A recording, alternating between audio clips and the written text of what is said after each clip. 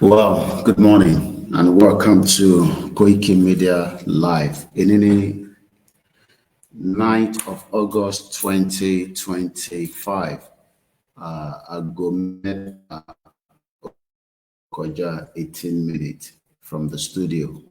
Moki gbogbo èèyàn wa tí ẹ ti wọlé tí ń darapọ̀ wá pé káàárọ̀ bí ẹ ṣe ń wọlé ẹ bá wa pín ètò náà. Let's share the program and invite as many to join as well. Self-determination platform lẹ́wà yìí tí ó bá jẹ́ pé ọ̀rọ̀ Nàìjíríà ní bí Nàìjíríà ṣe máa ní lọ síwájú ibi báyìí ò ń ṣe ẹ̀mí ẹ̀ inú Nàìjíríà ló wà.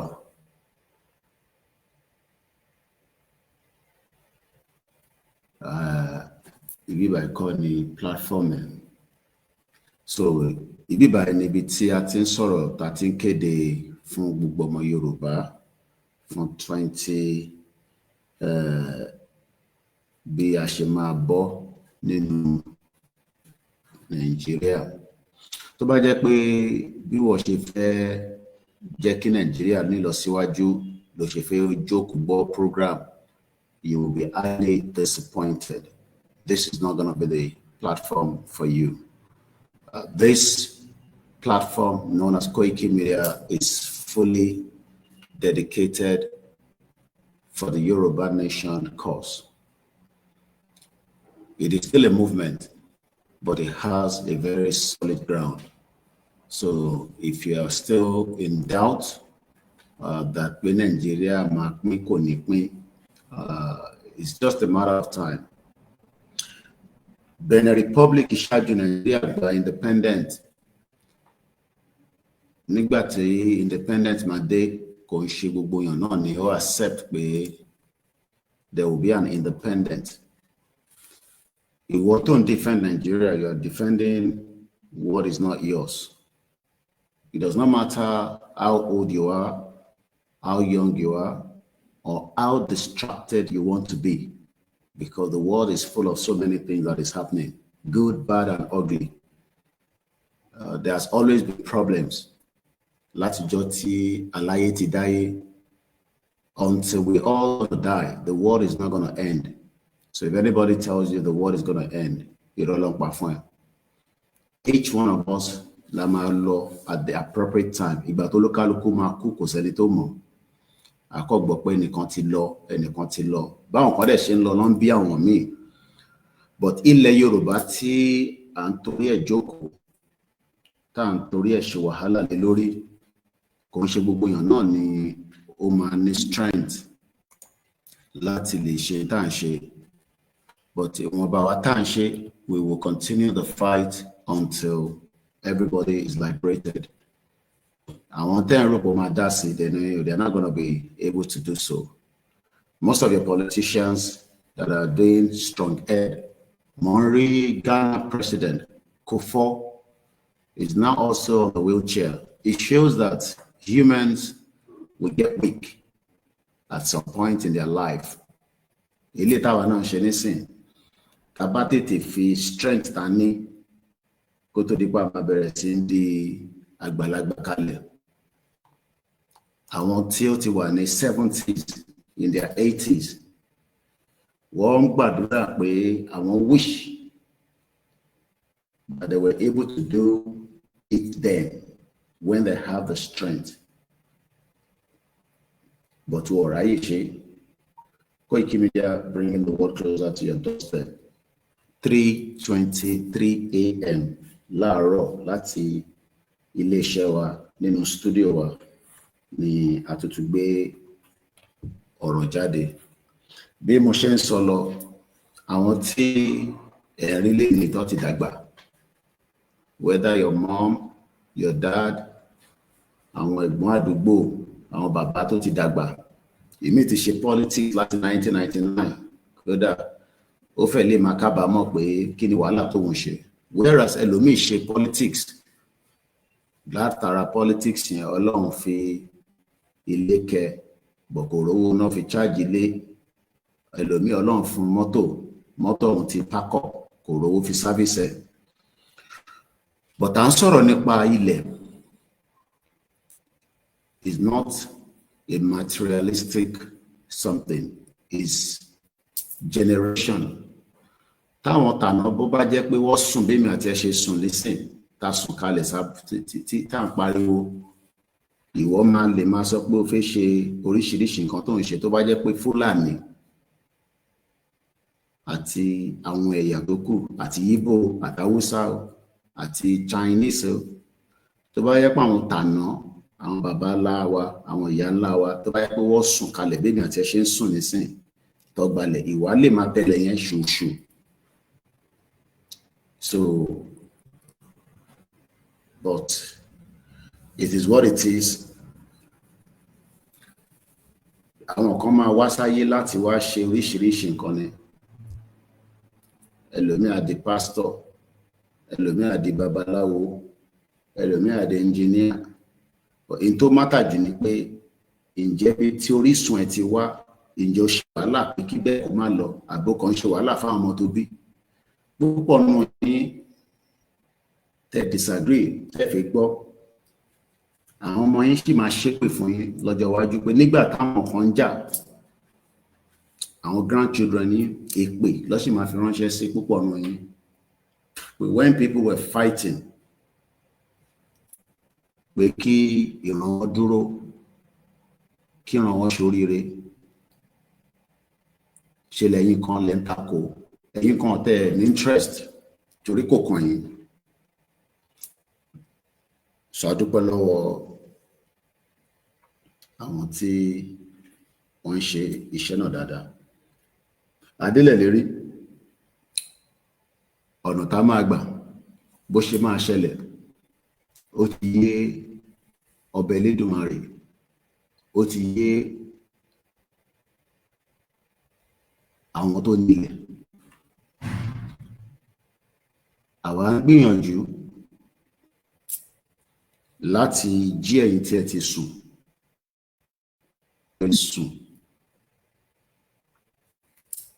whereas ẹlòmíì kò sùn, ó gbọ́ but kò fẹ́ gbà.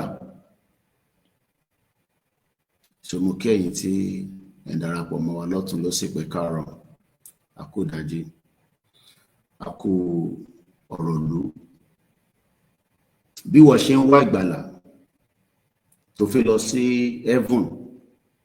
heaven tó mọ bó ṣe rí, tó mọ ibi tó wà, bẹ́ẹ̀ lèmi náà ń jà pé ilẹ̀ tí èmi wà lórí ẹ̀ tèmi tẹ̀ confam tí mo rí, at least èmi tẹ̀ rí, torí púpọ̀ ní wọ̀ rí heaven, a kàn ń gbọ́ pé heaven ló wà ní ààrẹ tí rẹ̀ ni tó lọ sí heaven tó padà wá. Gbogbo tó bá kà oríṣiríṣi doctrines ló wà. Torí ẹ̀sìn kan ni mo ṣe jókòó sí bíbá, tó bá ń jàjà ẹ̀sìn wàá sún síwájú. Freedom làwọn ń jà fún. Bí wọn náà ṣe ń jà pé ó fẹ́ lọ sí, tó bá kú ó fẹ́ lọ síbì kan tí ó máa jẹ́ heaven, ó fẹ́ lọ sí hellfire, bẹ́ẹ̀ lèmi náà ṣe ń jà pé kó má gbalẹ̀ mọ́ wa lọ́wọ́. Turkey tó ń wò lénìí, púpọ̀ nínú yín ò tí ì láǹfààní àti débẹ̀, but àwọn Nàìjíríà tó ti lọ síbẹ̀ kò kí ń ṣe Islamic country tẹ́lẹ̀, wọ́n gbà mọ́ wọn lọ́wọ́ ni. So táwọn kan bá ní kò lè possible kó gbalẹ̀ mọ́ yín lọ́wọ́, wà á ti kú nígbà yẹn ní ìwòsàn ò ní mọ̀, you probably be dead person. So ó tẹ̀ ní mọ̀ pọ̀ ti gbalẹ̀ yẹn mọ́ ẹ lọ́wọ́. But the fact that àwọn ò fẹ́ dúró títí dìgbà yẹn làwa ṣe ṣiṣẹ́ takuntakun. The indices are there. The message is clear. Agenda bá ti wà, àwọn tó gbé agenda wà wọ́n ò ní sùn, wọ́n ò ní wo until tó máa fi achieve agenda yẹn. America gbìyànjú pẹ̀lú àwọn Afghanistan. They make sure that after 20 years àwọn padà gba ilẹ̀ wọn, because ẹni tó ní ilẹ̀ ò ní sùn. Púpọ̀ náà ọmọ Yorùbá bá ṣe fẹ́ lówó, bá ṣe fẹ́ bímọ, bá fẹ́ ṣe this, òun là ń lé. But èyí tó jẹ́ priority wa, tó tó jẹ́ ilẹ̀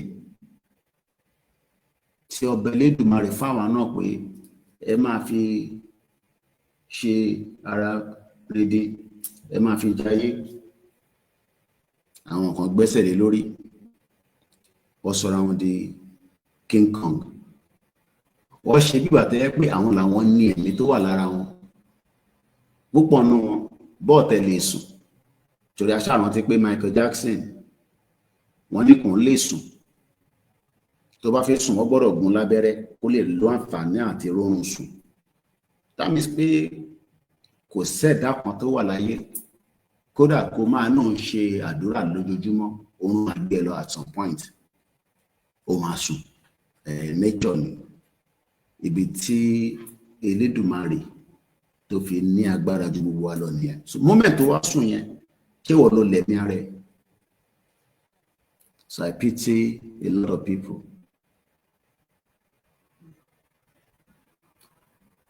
Àkọlé ètò ti àárọ̀ yìí ó wà straightforward. Fẹ́yìn tí ẹ bá ti wo headline yẹn. À ń bá ọ̀rọ̀ kan bọ̀ lánàá. Ọ̀rọ̀ náà ni 8-point agenda Tinubu. Púpọ̀ nù yín ẹlòmíì ò tẹ́ ẹ̀ mọ̀ èyí tí Tinubu rántí èyí tó sọ fún yín nígbà tó ń campaign. How many of you remember? Ẹ rántí. Ọkàn yín rò pé tí Tinubu bá ti débẹ̀ life yín kọ́ máa switch, ẹ máa gbádùn. You will live a better life. But eventually, life yín wá wà much more miserable after Tinubu débẹ̀. So àwa ń gbé yẹ̀wò 8-point agenda Tinubu àti the good news path to prosperity tí bàbá wa Professor Akintoye tó kọ síta tó ní kí a máa fi ṣe ìkéde sétí ẹ̀yin ọmọ Yorùbá. In tó bá mú ẹ accept 8-point Tinubu tó fi dìbò fún àtẹni tó dìbò ní 2023 tó fi wọlé àti èyí táwa fi ń kéde pé kí ìran Yorùbá dá dúró tá ń pè ní manifesto. Èwo ni ó fi pé ó jẹ́ kó tẹ̀lé moving forward? So gbogbo ẹ̀ náà la máa gbé yẹ̀wò láàárọ̀ ẹ̀. Ọba Elédùmarè á fún wa ṣe níwọ̀n bàtà yàbá lè túnṣe láàárọ̀ ẹ̀. I'm not here for you to pity me. Má pity mi. Family ẹ àti ara ẹni kò pity lórí ilẹ̀ Yorùbá. Ìwọ má worry nípa èmi. Ìtòlúkálukú bá ṣe àwọn tó ní ilẹ̀ Yorùbá wá san wá lẹ́san. Mo fẹ́ kí wọ́n tẹ̀sán mi lẹ́san. So don't worry about me. Worry about bí ilẹ̀ Yorùbá ò ṣe ní bọ́ mọ́ wa lọ́wọ́. That's what you should be worried about. Because at least out of my age, mo ti fi 27 years ayé mi mo ti fi gbádùn. Living and understanding now in tó ń pè ní life. So my 27 years of living in the European country ó jẹ́ kí n wá mọ̀ pé ọmọ Yorùbá tó ṣì ń fight for Nigeria kò mọ̀ tó ń sọ. Torí tó bá mọ mí ní Nigeria wàá sá. Òun defend tó mọ̀ nípa ẹ̀. Even pẹ̀lú gbogbo àlàyé tá à ń ṣe fún yín. Òun defend tó mọ̀ nípa ẹ̀. Because most of us don't know the meaning of Nigeria. A kàn defend torí pé ọ̀nà bí wa ní 1960, wọ́n bí wa ní 1940, wọ́n bí wa ní 1980, 1990, year 2000, ẹ̀yin ọmọ tó ṣẹ̀bí ní 2000. So one defend the raw. On defend the raw tó bá mọ táwọn òyìnbó ṣe lórí ilé ayé wa kò tẹ̀ yẹ kó máa tẹ̀ bá tẹ̀ ṣe ń pariwo pé a fẹ́ dá dúró ìwọ́gun lẹ́ẹ̀ kínú ẹ̀ máa dùn jù bó torí ẹ̀sìn tó gbé dání ẹ̀sìn tó mọ̀ kankan nípa ẹ̀ torí púpọ̀ ní wa kọ́ ni àgbé ẹ̀sìn dání àárí lè mọ̀ kankan nípa ẹ̀sìn yẹn gan sẹ́ẹ̀ òun fi ẹ̀sìn ó fi ń ṣàpèjúwe ilẹ̀ táwọn baba ńlá wa ti ní kí ẹ̀sìn tó dé torí ìwọ nísìn ìwọ ní oliholi bàbá wòlíì bàbá àfà ó fẹ́ dìfẹ́ǹdì ẹ̀sìn torí ilẹ̀ bàbá ẹ̀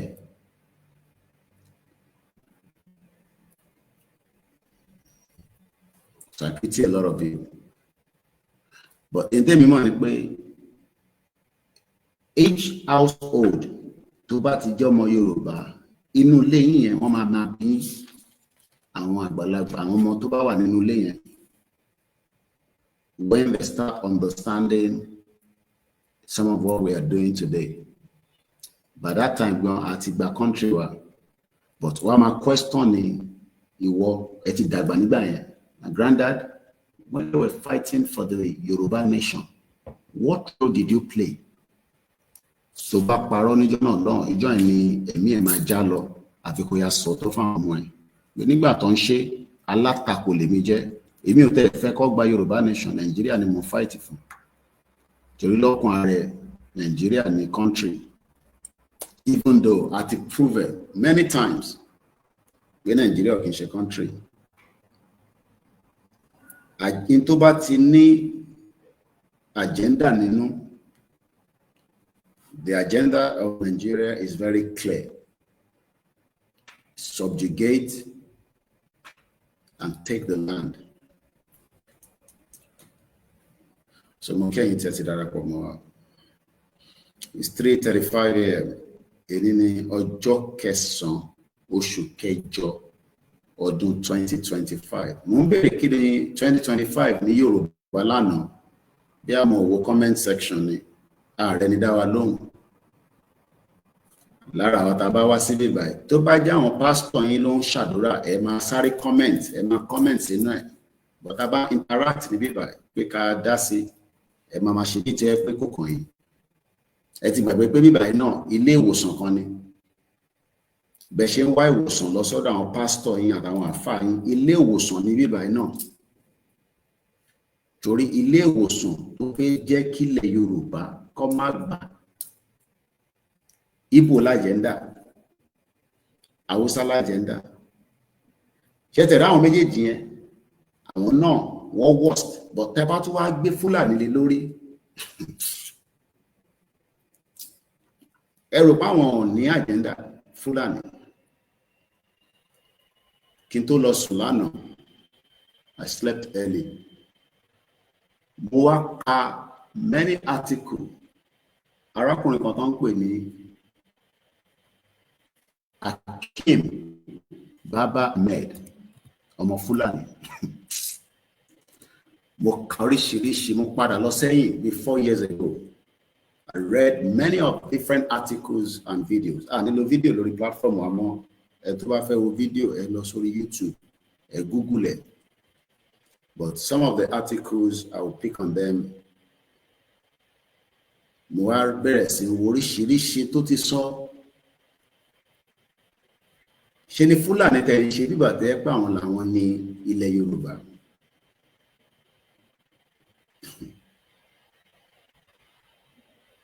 wá ìtawà ń sùn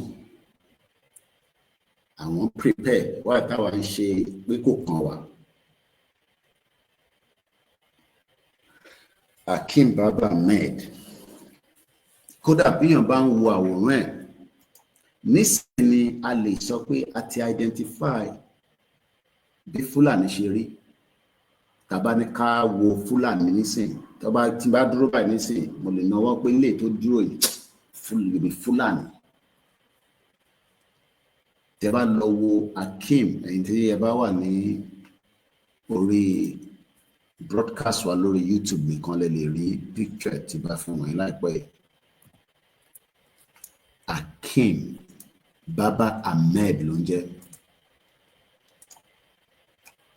Kódà níbi tí wọ́n ti ní strength dé, kò sígbà tó kí n pè kó wá bá wọn sọ̀rọ̀ lórí àwọn TVC channels. Bọ̀ irú àwa ní sí wọn ní pè wá. Torí bọ́ bá pè mí sórí àwọn platform yẹn, wọ́n mọ̀ pé ọ̀rọ̀ tí bá máa sọ bó jẹ́yàn kan èmi á kúrò lára Nàìjíríà. But àwọn Akim Baba Ahmed ọmọ Fúlàní, wọ́n máa fún ní airwaves free, wọ́n ní kó wá sọ̀rọ̀ Nàìjíríà. Ọmọ Fúlàní wọ́n ní kó wá sọ̀rọ̀, kó wá bá ọmọ Yorùbá máa lọ gbọ́ inú tó bá gbọ́n tí Akim Baba Ahmed bá sọ. Fẹ́yìn tí ẹ wà lórí fọ́nrán mo kí ẹ káàárọ̀ sà. Ẹ má kí n máa dárúkọ torí mo ti wà ní recording mode. Audio tí a ń record fáǹfààní àwọn èèyàn wa tó wà nílé jẹ́ pé tọ́nà sọ́bẹ̀ ní fóònù wọn, bọ̀wọ́ sì ní data kékeré tó lè fi gbọ́ audio wa. Tẹ́ bá ti wọ́n rí àwọn audio yẹn, ẹ má gbọ́ lásán kó jẹ́ yín nìkan. I don't know whether the lighting is too much, so maybe we should drop it a little bit.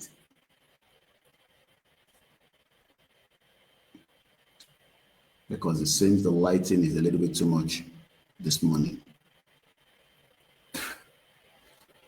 Ojú ẹ̀ náà lẹ́ ń wò yẹn, arákùnrin tí mò ń sọ yìí, Akim Baba Ahmed ló ń jẹ́. Wọ́n ní ọdún 20 àti 25, okay, òun ní 2025. Ẹ ṣé gan ni bàbá wa Mojid Ibrahim. Ọdún ara tí òyìnbó tó ṣe fúnlé ayé wa nìyẹn. A mọ̀ 2025, but a mọ̀ pé lédè Yorùbá. Ìyẹn la wá ní ká padà síbi tí ká reset button.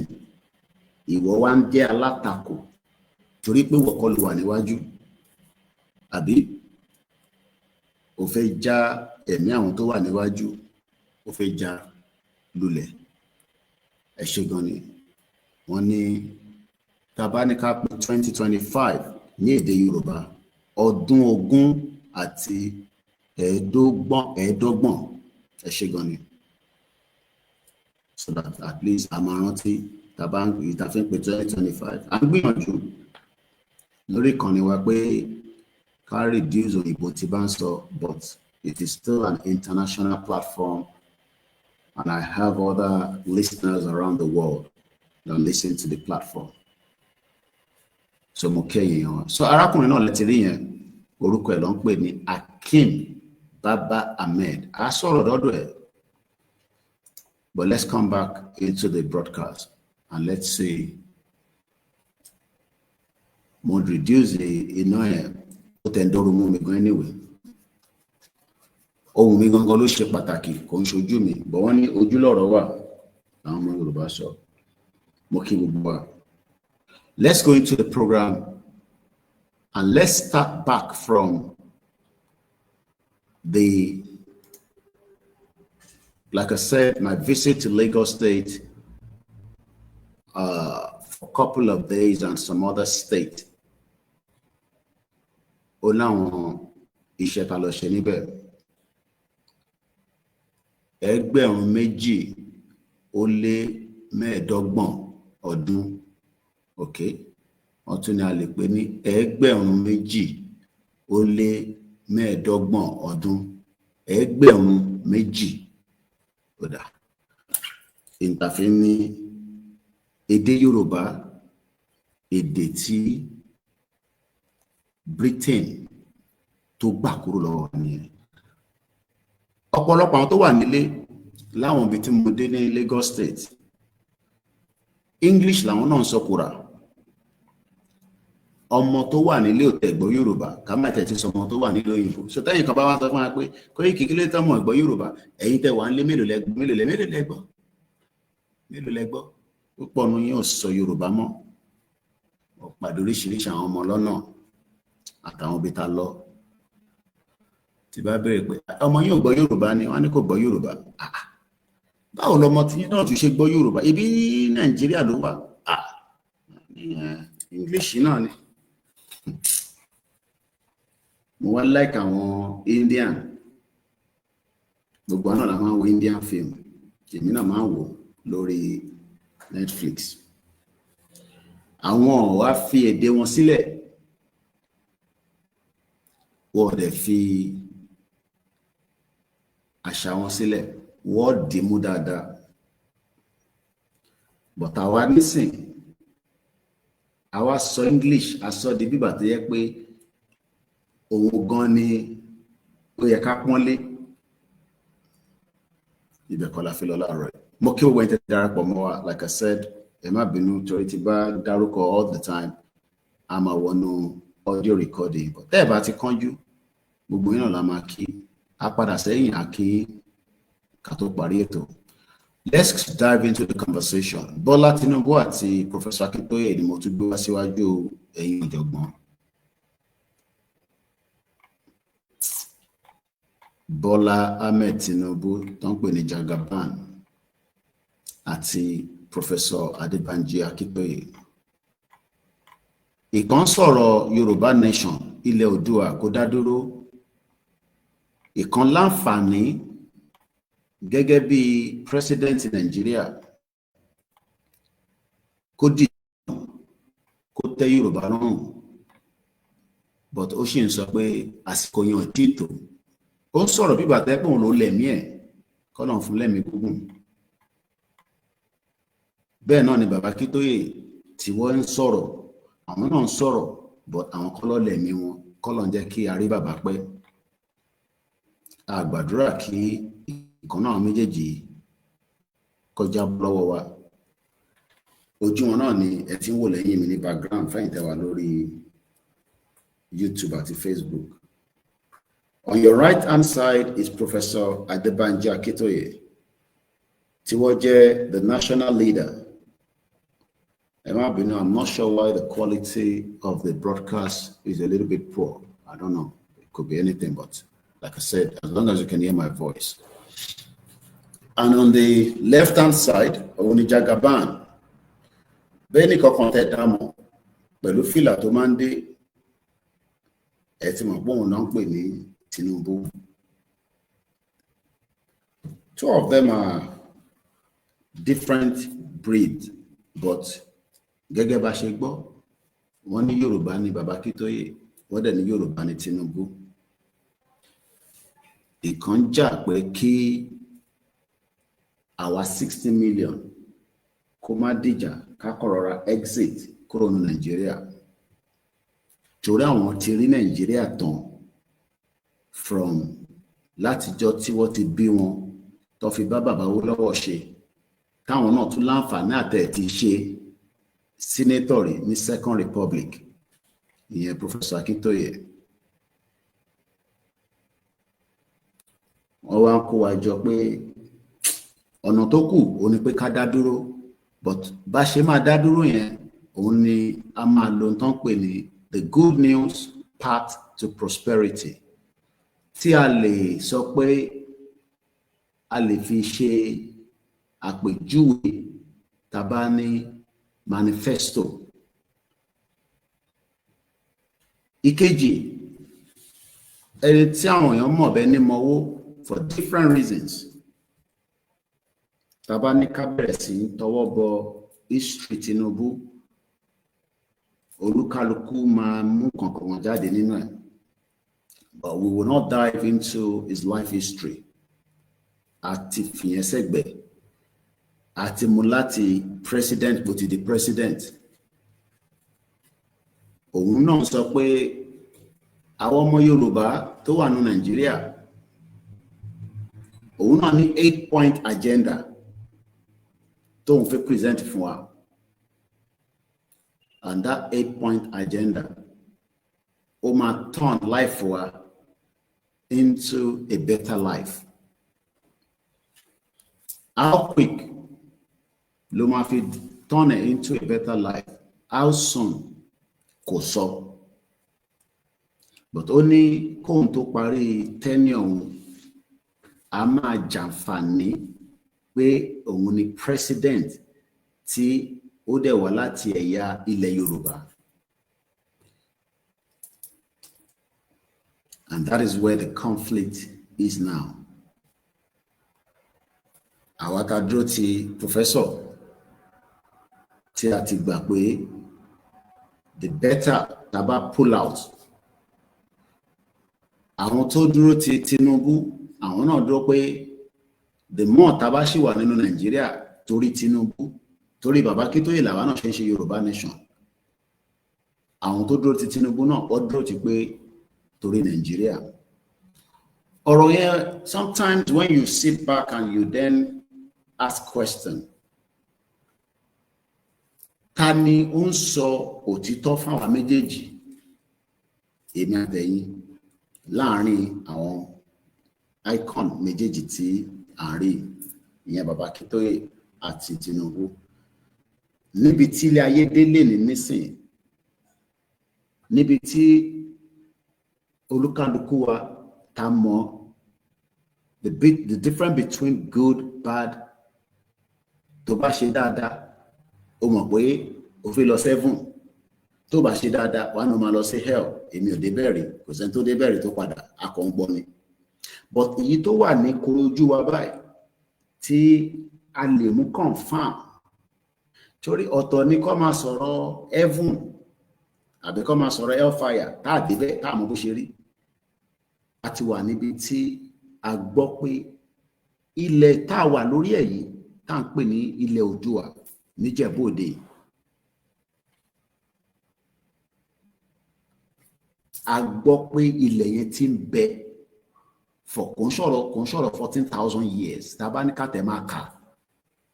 Orí aládé dẹ̀ ń wò yìí, àwọn kan ló gbégbé ayé kan rí tó ṣe, wọ́n ti kú nísìn, wọ́n ti lọ. That was 600 years ago. Máa wonder pé ṣé lóòótọ́ làwọn ọmọ Yorùbá láwa educated, but torí èyí tó wà educated, ó ní Nàìjíríà yẹn ọ̀nà àbáyọ ṣì wà nínú ẹ̀. Bàbá àgbàlagbà tóun ti rí nínú Nàìjíríà, ó ti rí látọ̀, because àwọn tó bá bàbá wo, tá bá ní àwọn tó jẹ́ product of bàbá wo lọ́wọ́ tó ṣì kù láyé, kọ́lọ̀ lẹ́rẹ̀ ni bàbá ẹ̀ fún wa, tó jẹ́ mílì tó ń follow prototype bàbá wo lọ́wọ́, tó dẹ̀ bá bàbá wo lọ́wọ́ ṣiṣẹ́ dáadáa, tó ń ṣe pé àmúlùmálà. Torí a lè bí ṣe sọ lẹ́ẹ̀kan, tá bá ní ká tọrọ bọ tẹnubọ̀ ọ̀rọ̀ Tinubu, a máa rí oríṣiríṣi diluted information nínú ọ̀rọ̀ Tinubu. But tá a bá gbé bàbá Akintoye báyìí nísìnyí, ẹ lè rí diluted, because kò sẹ́ni tó máa lọ bèrè lọ́wọ́ ẹ̀ wá ní lóòótọ́ ó bá bàbá wọn lọ́wọ́ ṣe. Gbogbo tó dẹ̀ ń sọ, ọ̀mọ̀wé ni, kò ń ṣe pé wọ́n ṣe máa sọ fún wa. Bàbá wo lọ́wọ́ ó rí professor nígbà tí ó wà ní yunifásitì níjọ́ náà lọ́hùn. So the history is not yet been diluted. Now, why tí ẹni tí ó ní access, because bàbá ó lọ́wọ́ nísìnyí, ó ti lọ. Bàbá Professor Akintoye tó kù lọ́wọ́ wa, he doesn't have the money, he doesn't have the wealth, but he has the history background of Nigeria.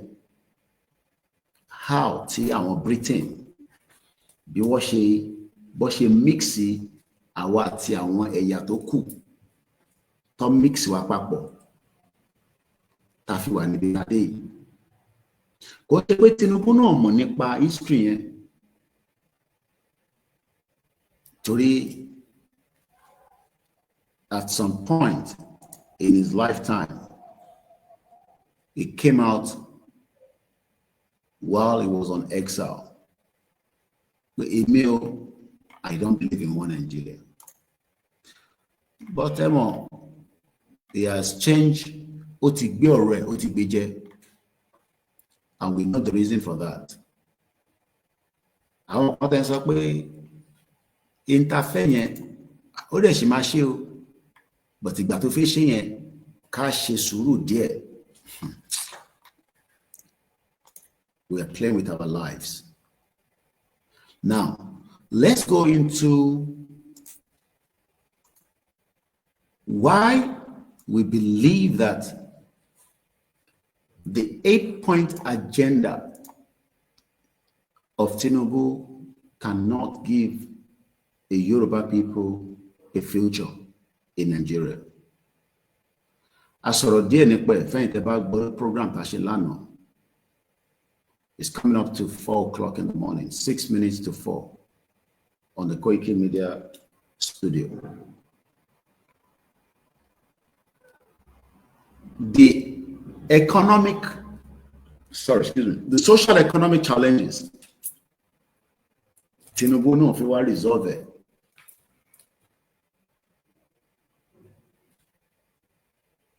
How he wants to do that, ọ̀nà tó fi gbà ṣe, òun nìkan ló ní understanding ẹ̀. Ẹ mú yẹn dání sọ́wọ́. Professor Akintoye, àwọn wá pẹ̀lú ìtànpè ní the good news path to prosperity.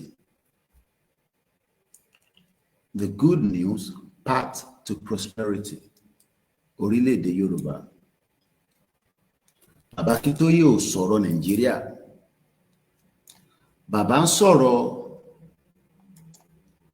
how bá ṣe fẹ́ tọ́jú ìran Yorùbá nìkan.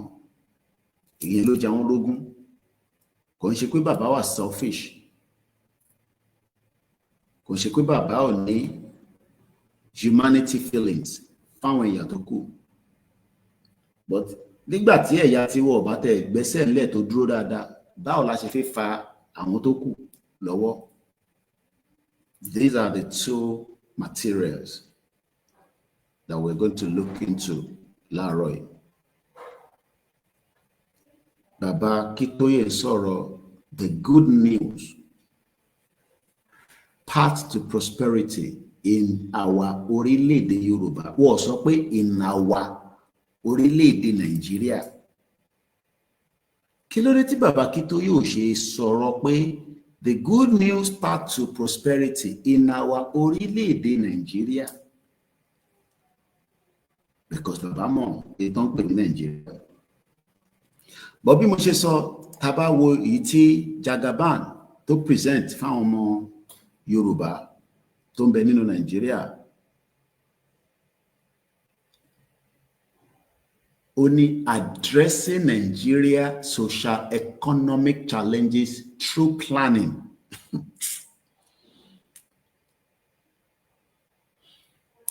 These challenges tó fi address Ọlọ́run má jẹ́ kó mú ẹ̀mí ẹ̀ lọ.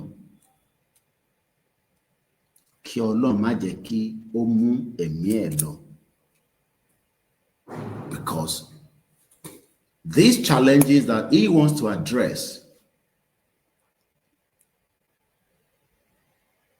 tó bá tẹ̀ ní àníyàn kò fẹ́ address ẹ̀, ṣe feel pé àwọn tó jẹ́ ìkòkò tó dúró ti Nàìjíríà tó ń pè ní Fúlàní àti Britain, because many of you don't understand àwọn tó ń pè ní Britain, some of you don't know them. Àwa gbé pẹ̀lú wọn, kò ṣe America ni mo gbé. I lived in the UK for 27 years.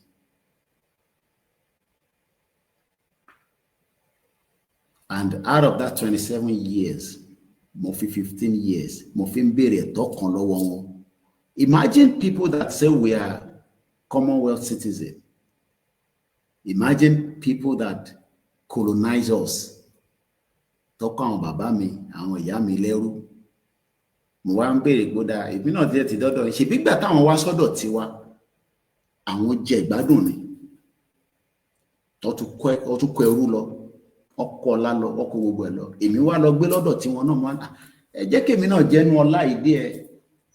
Ṣé mi ò tẹ̀ tí mọ gbogbo eléyìí nígbà yẹn? Tó bá yẹ pé mo mọ gbogbo eléyìí nígbà yẹn, ní ti máa bá wọn fà. Kò ń ṣe ọ̀rọ̀ tèmi, ọ̀rọ̀ ọjọ́ mi ni. But the fact that Britain wá sí ilẹ̀ bàbá tiwa, ilẹ̀ àwọn bàbá ńlá wa, àwọn ìyá ńlá wa, tí ta bá ń pe bàbá ńlá wa, ká máa rántí àwọn ìyá ńlá wa, torí obìnrin àtọkùnrin ló ń gbé nílẹ̀ Yorùbá níjọ́ náà lọ.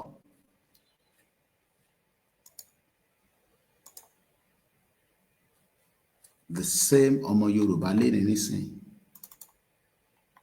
ó wá fẹ́ torí Jagaban tó ṣe bí níjẹ́ olóbi Jagaban fúnra rẹ̀ gan tá bá gbogbo age àti fake age àti real age ẹ wá fẹ́ defend the 1914 amalgamation because that's what I'm saying. Gbogbo ọmọ Yorùbá tó bá ń sọ pé òun sì fẹ́ Nàìjíríà torí Bọ́lá Tinubu ẹ̀ ń defend the 1914 amalgamation.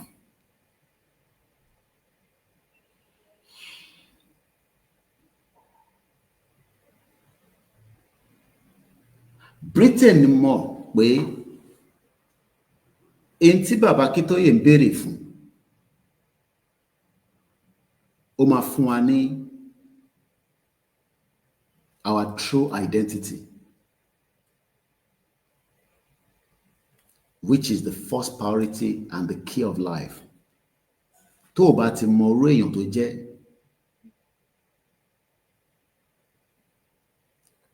is a big problem. The same Britain is now arguing that àwọn ẹ̀yà kan wọlé sọ́dọ̀ tiwọn náà. Ẹ máa wo hypocrisy àwọn òyìnbó, àwọn tó dá wàhálà sáwa lọ́rùn, àwọn dẹ̀kọ́ ló máa gbà yín sílẹ̀. So if you are thinking that Britain is coming to resolve this problem, tó dá sílẹ̀, no, they're not going to be. They're not coming to resolve it. They're not even interested to come and resolve it. It is entirely up to us. Okay, mo ṣe rìn kankan nísìn, ẹ jẹ́ ká sáré kà lọ́dọ̀ sister mi Arẹwà Kíkanjú lórí Twitter. I just picked this up as I mo fẹ́ lọ mú kankan lórí the British Home Office, but let's quickly go and see what she posted. I've seen it, but let's share it together. From there, we will go into the British Home Office. Kene wo the same Britain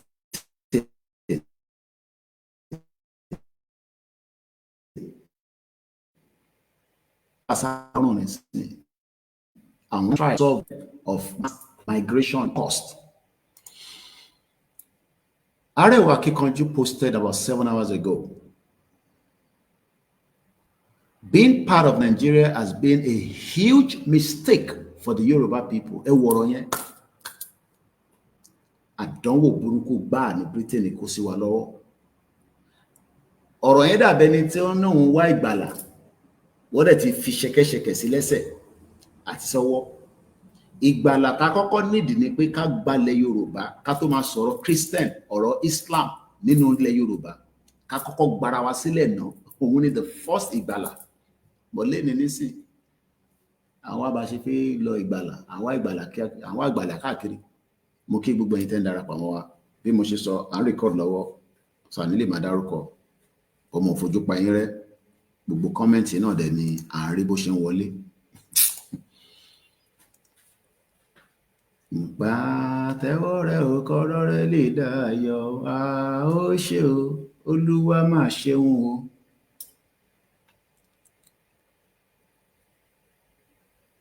Ìyá wa kan wọ́n ní, you're right. I wonder why everyone, both private and public school, now speak in English. May God put an end to this ignorance. And mo wà l'Ékòó. I was in Lagos State for a couple of days.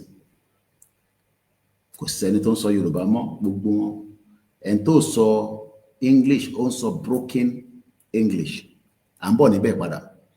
A ní ká farabalẹ̀ ká wo ohun tí Arewa post.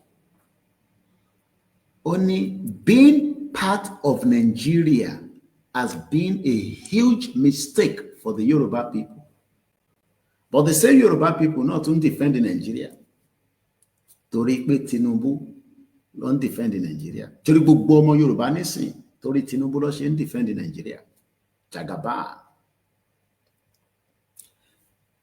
It crippled their progress and set them back at least 100 years from their former glory. A once organized, our Yoruba were organized and the military don't defend, they were during many empires. Ìjẹ̀bú wọ̀ ó sì wà níbẹ̀. Ẹ lọ gbọ́ ìtàn Ìjẹ̀bú wọ̀. Àwa tí wọ́n ní our advance, our culturally rich in civilization has been reduced to struggling within a system tó ń pè Nàìjíríà. Kọ́lọ̀ bá mi kẹ́ sísítà mi, orí ẹ̀ pé bí alájọṣómólú, ó nífẹ̀ẹ́ Yorùbá tó pọ̀. Ojoojúmọ́ làwọn ọmọ Ìgbò máa ń bàjà lórí Twitter. A ní kẹ́ lọ sórí Twitter ká fọwọ́ kún, ká support ẹ̀. Ó máa ń takò wọn ni, máa ń gbá blow lórí Twitter ni. Ó ní àwa kan tó ń pè ní ìrànmọ́ aládé, well organized. Mo dé Lagos State, mo bẹ̀rẹ̀ pé ṣé Lagos tó máa ń pariwo náà tá máa ń gbọ́ tó máa ń ní Lagos mo wo gbogbo ẹ̀ báyìí. Àwọn àtọ̀húnrìn wa ọba gbogbo nǹkan jẹ́ mọ́ wa lọ́wọ́.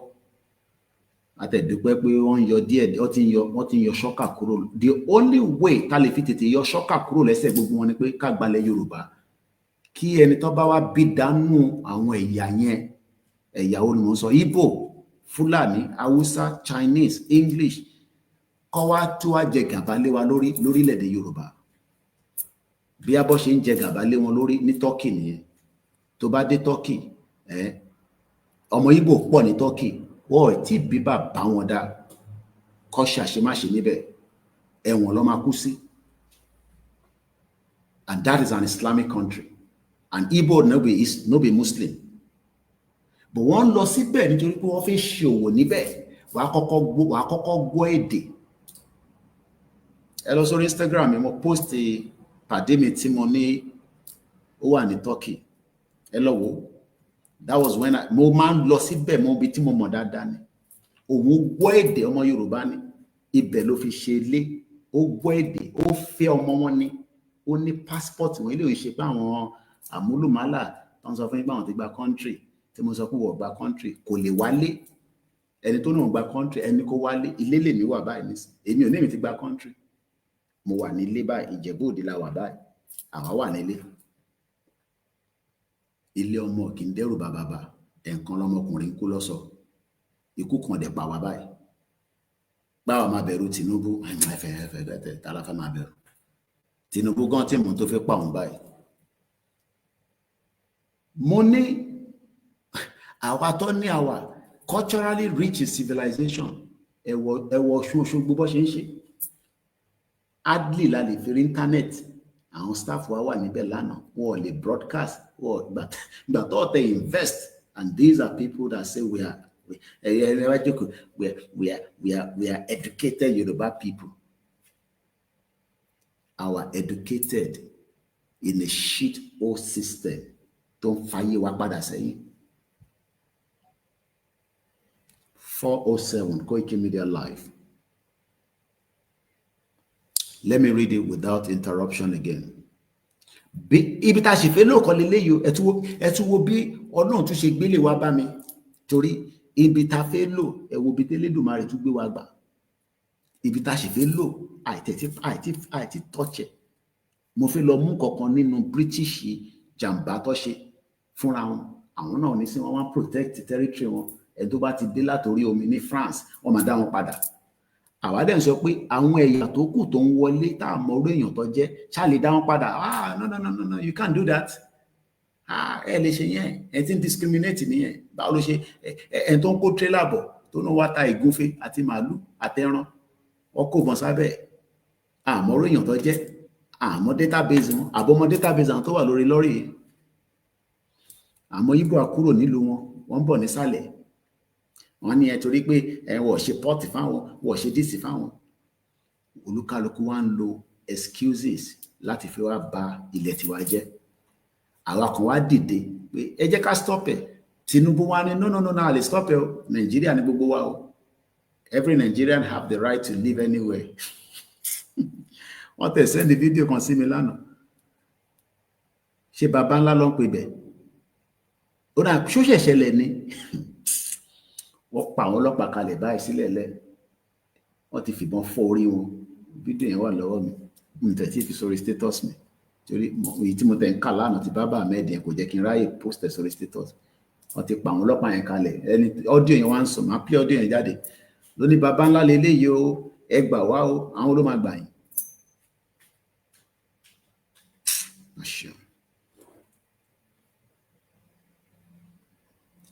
ẹni tó fi ṣe wedding láàárọ̀ yìí nísìn ìbẹ̀lẹ̀ mi ọmọ Yorùbá wà ó wà nílé tí kò safe ó ń wo ẹni tó wà ní Amẹ́ríkà táyẹ̀ sí kí ọ̀pá bó ṣe wà yẹn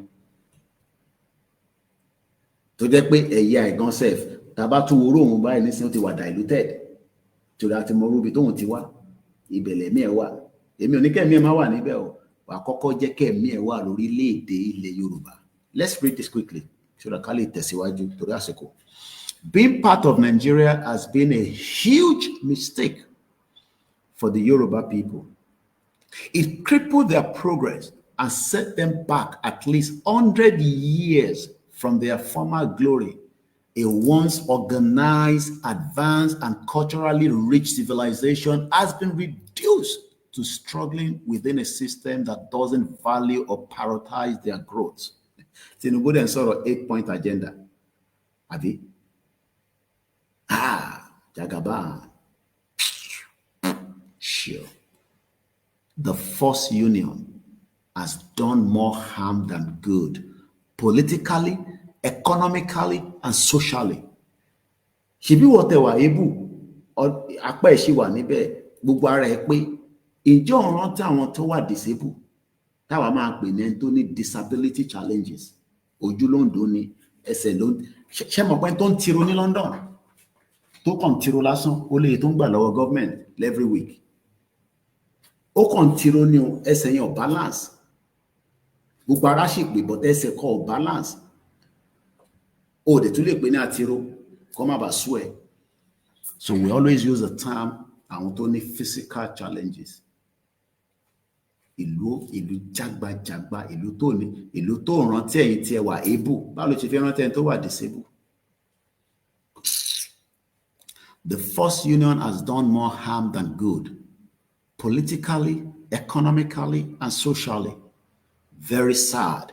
Even more heartbreaking is the thought that if they don't exit this retrogressive union, they will continue to suffer decline and suppression for generations to come. I saw that in Lagos State. The Bible Yoruba pé ṣé o fẹ́ Yoruba nation. Ana ọmọ Nàìjíríà ni mi. Mo ní àkínṣe ọmọ Nàìjíríà but ṣé o mọ̀ pé wọ́n kó gbogbo àpapọ̀ ni. Apparently, she was responding to something. There's another person to post in Kokoni or comment lé lórí tó ń pè ní Miss De Olabola. The world in the 14th century. Farabalẹ̀ mo sọ pé bí báyìí ni màá ti yọ ẹ̀mí ẹ̀ kúrò lára Nàìjíríà. Nàìjíríà tó ṣe ń pọ́nlé yẹn tí pastor sọ fún mi pé Nàìjíríà will be great in gbogbo yẹn fi báyìí sẹ́gbẹ̀ẹ́. Èmi náà lè di wòlíì kí n máa sọ pé Nàìjíríà máa dùn. Nàìjíríà máa gbọ́dọ̀ dùn fáwọn. Ọ̀rọ̀ gbàlàdé kọ́ là ń sọ níbí báyìí. Ọ̀rọ̀ bá ṣe máa defend ilẹ̀ bàbá ńlá wa là ń sọ̀rọ̀ lé lórí. Bí àṣà Professor Akintoye nígbà tá à ń sọ̀rọ̀ ní last week. Mo ní mo ti ṣe program yẹn dáadé. Wọ́n ní kí n tún ṣe again. The land is spiritual. I don't think some of you knows that. Pé ilẹ̀ tá à ń torí ẹ̀jà ilẹ̀ wa wà spiritual. Bá ń bọ̀ níbẹ̀. Wọ́n ní the world in 14th century àti wà ní 21st century. Ilẹ̀ Yorùbá dẹ̀ ti exist as far back as that 14th century. So ṣé ṣanilá káyè ni ṣé ó rí wá pé báwo ló ṣe ń ṣe wá kí nìkan tó wà lára àwa tó yẹ pé gbogbo ẹ̀mí wa báyìí bí ṣe dìde lórí bẹ́ẹ̀dì báyìí ẹ̀mí mi ti wà pé kí n gbọ́dọ̀ wá tó wá sọ̀rọ̀ mo lè padà sùn náà it's 4 o'clock in the morning. Ìyẹn mo ṣe ní má pìtì mi o má pìtì mi rárá ẹ má pìtì mi ẹ pìtì ara yín ní àkọ́kọ́ máa wà síbẹ̀ pé Koiki aago 4 yẹ kó máa sùn ẹ má pìtì mi. Àìmọye àwọn tó ń ṣiṣẹ́ security tó wà ní London nísìn ó di 7 kan tó ṣíwọ́ lórí dúró. Àìmọye àwọn tó ń fọbọ́ mo ṣe dáadáa ní London a máa fọbọ́ tílẹ̀ máa fi mọ́ ni so kí àwọn kan máa pìtì mi Pity yourself for your own generation coming. And sorrow no wa into ekoma money we will fight to our last blood. O ku díẹ̀ ni kò ń sọ̀rọ̀ jà mọ́. Into ma dájà sílẹ̀ ó fẹ́ dé. Ṣé ní gbogbo ilé tá ṣe ń ṣe preambles la ṣe ń ṣe. Tí gbogbo wa bá ti dìde tán kódà ní dúró de Ìgbòho àti bàbá Akintoye. Ní dúró de Ìgbòho àti bàbá Akintoye ká tó react. Kò tí mú wa nígbà yà dáadáa ni. Ibẹ̀ ṣe ń jó tàlàzó ẹ̀ ń jó bèsèrè ń jó gbogbo àwọn fújì ló bá dàdúgbò mi báyìí smelly area wọ́n máa jó ń jó tàtàkùsì. Mo wá rí pé wọ́n ti wá fọtí báyé yín jẹ́ in táwọn ìbò dẹ̀ mọ̀ dáadáa nìyẹn. Wọ́n wá ti ṣe ní sachet. Láàárọ̀ kùtùkùtù mo dá àwọn àdúgbò kan gbogbo ìrùn bùlà ni. Ìtọ́ mo mọ́jú ọ̀wẹ̀ gbogbo bọ́dí odò wa ń rùn gbogbo everywhere they smell. Àwọn ẹgbẹ́ wa ní Lagos smell wọn ní kò smell kò ṣe ní má smell. Wọ́n ti wá ẹ̀yin diaspora tẹ́ bá rí rate tó fi mu ọtí nínú Nàìjíríà ní Lagos State. Wọ́n ti wá ṣàwọn tí yẹn sínú sachet. Àtẹni tó ń drive o àtẹni tó wà lójú títì o wọ́n ti wá sọ́dọ̀ omi. Tó bá wá mo wá monitor wọn tó bá wá mú tán mo fẹ́ obi tó fẹ́ jù sí. Èmi gan tí mo wà tó yẹ pé mo bí ṣe ń nawọ́ mi ara ni mí láti jù dọ̀tí sílẹ̀ lẹ̀. Àwọn ní flood ìṣẹ̀lẹ̀ gbogbo ọ̀nà kọjá nígbà tó bá mú tán ṣé spirit ló máa wá kó níbi tẹ́ fi sí yẹn. Tí mo bá lọ sékòó màá kọ́ máa yin díẹ̀ fún yín bẹ́ẹ̀ ni but the real reason àgbé yẹn sẹ́gbẹ̀ẹ́. Now, what was happening in the world in 13th century?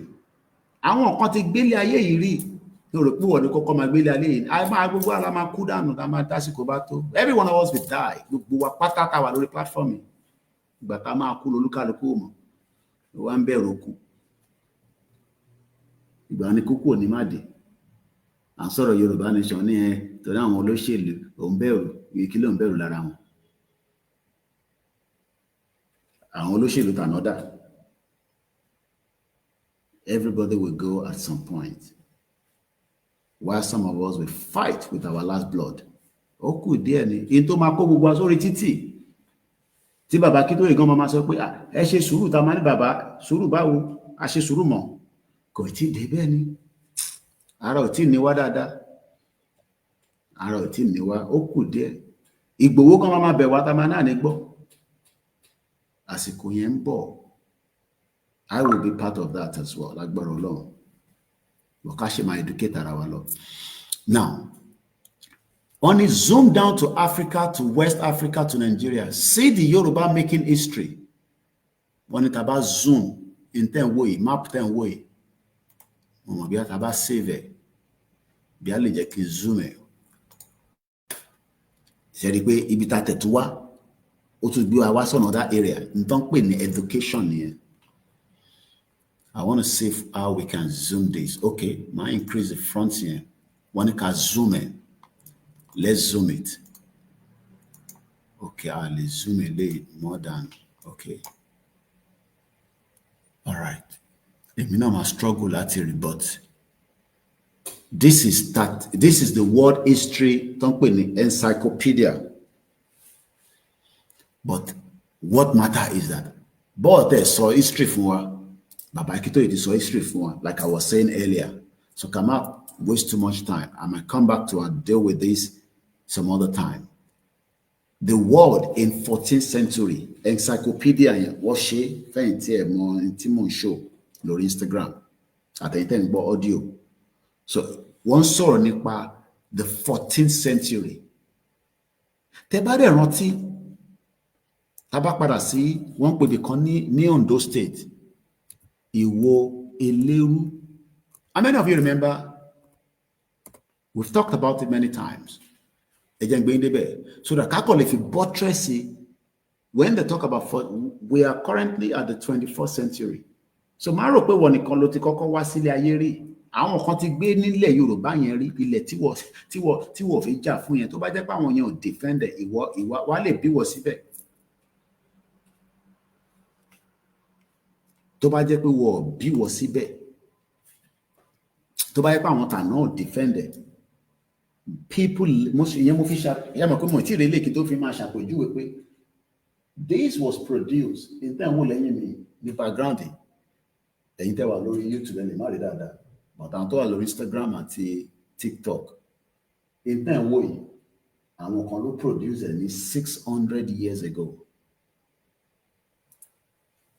So when we talk about the 14th century kásáré wọ ibi tó ń pè ní a máa padà sọ́dọ̀ àwọn Britain like I said earlier. Mo fẹ́ clear desk mi quickly to tí a bá analyze a máa gbéyàn lọ sí one area but yàn fẹ́ remain focus níbi tá à ń lọ gangan.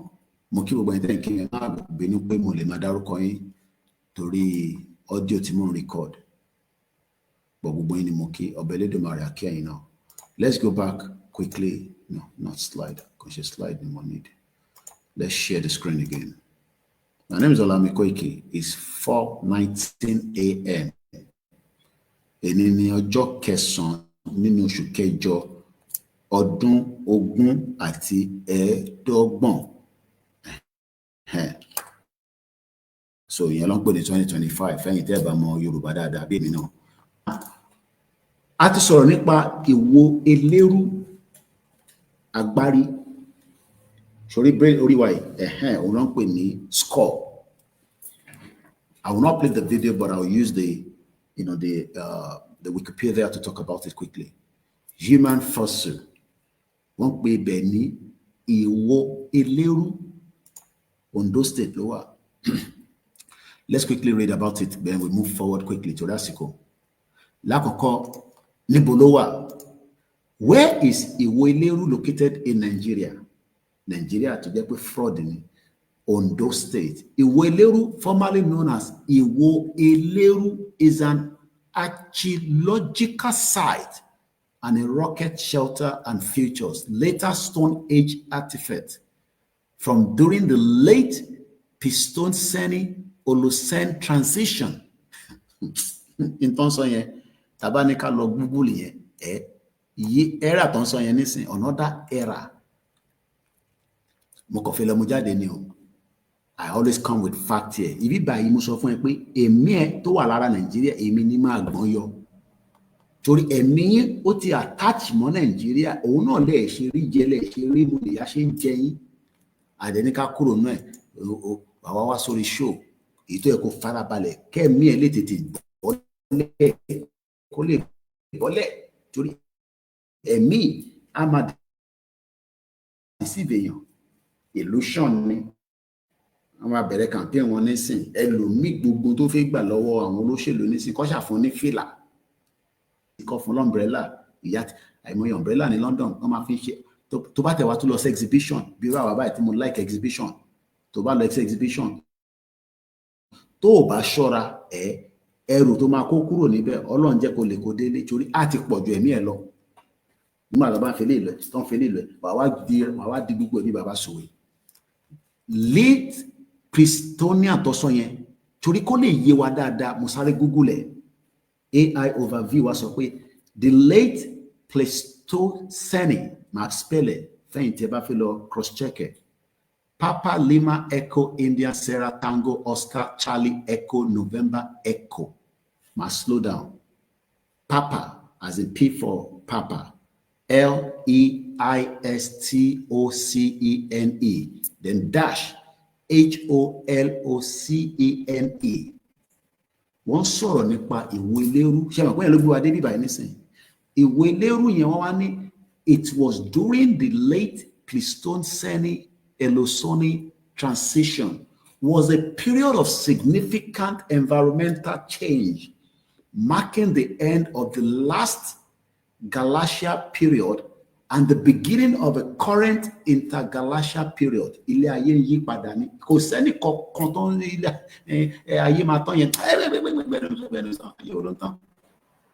Farabalẹ̀ kó gbọ́rọ̀ ní bíbá kó fọ̀rọ̀ church sílẹ̀ kó sọ̀rọ̀ church lásán ní bàbá mọ́ṣáláṣí à ń sọ̀rọ̀ ní ayé kankan lọ́sẹ̀ ní wẹ̀ ilẹ̀ Yorùbá máa exist bẹ́ẹ̀ fẹ́ bẹ́ẹ̀ kọ̀ bí Tinubu bá náà wọ́n fẹ́ irọ́ ló pa àwa fẹ́ kílẹ̀ Yorùbá dá dúró.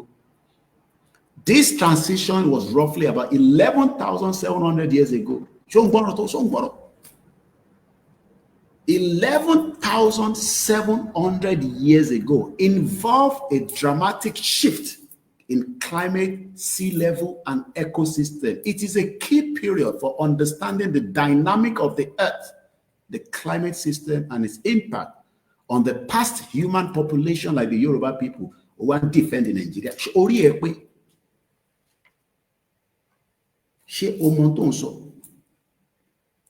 defend in Nigeria. God bless Nigeria. God stupid bí àwa ni. God will fi ìlú tó ń tẹ̀jẹ̀ sílẹ̀ àná lánàá ọlọ́pàá mẹ́rin. A pa wọ́n kalẹ̀ sílẹ̀ lẹ̀. Yẹ lọ sí ọ̀dọ̀ tí kẹ́lẹ́ farabalẹ̀ gbọ́ yẹn. Àná ni mo rí yẹn. A pa wọ́n dànù sílẹ̀ lẹ̀. Wọ́n tẹ̀jẹ̀ sílẹ̀ lójoojúmọ́ ìlú yẹn ni wọ́n sọ pé God bless Nigeria. Ṣọlọ́n stupid ni mo ń bọ̀. Mo kí ẹ̀yin tẹ́ wà lórí ìkànnì pẹ̀lú wa. This was yesterday. I saw this sent to me. Wọ́n ti pa àwọn ọlọ́pàá yẹn sílẹ̀ lẹ̀. Ẹ̀jẹ̀ ti ṣàn. Ẹ̀jẹ̀ wọn ṣàn bí omi. Ìlú yẹn ni wọ́n okay jẹ́ ń lọ sọ́dọ̀ ètò sẹ́ndẹ̀ DJ Terry ló sẹ́ndẹ̀ màá wá lọ́jọ́ wo group tájọ wà nínú ẹ̀. Can't remember which of the group because groups ti pọ̀ jù. So the whole point of just in tí mo sọ ni pé àwọn ọmọ Yorùbá kan ti wá sílé ayé rí o, and they've lived during the 11,700 years ago. Kò ṣàwa nìkan. Okay, so which of the group ló jù sí? Again, lọ wọlé social everybody lọ send ẹ sí. Tó bá ṣe lè jẹ́ group mẹ́ta náà lájọ wà náà so kò ń ṣe lè so DJ Teddy then with the next group. Blood spilled yesterday somewhere in Yoruba land. Boom.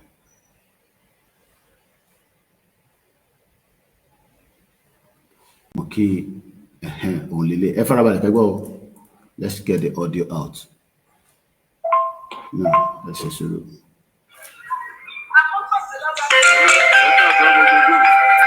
Anybody number èèyàn tó lè pín ilé kó pín nọ́mbà wàhálà ń ṣẹlẹ̀ ní bàbá ńlá báyìí wọ́n ti ya wọ̀ gbòòrò àwọn kidnapper tó wà inú ìlú báyìí sí wọ́n lé ní 100 wọ́n wà inú ìgboro báyìí anybody àti ìmọ̀kan tó lè ṣẹlẹ̀ gbogbo àwọn kidnapper ti wà ní wọ́n ti wà ní bàbá ńlá ní ìgboro bàbá ńlá báyìí pẹ̀lú information tí mo gbọ́ ń sìn so anybody tó bá ní nọ́mbà yẹn lè pè wọ́n láwọn tó wà àwọn tó wọ́n ya wọlé lé wọ́n náà lé 100 àwọn kidnapper àwọn bàbá ńlá báyìí mo sì ń bá yín sọ̀rọ̀.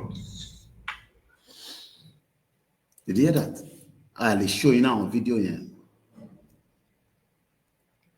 This was yesterday.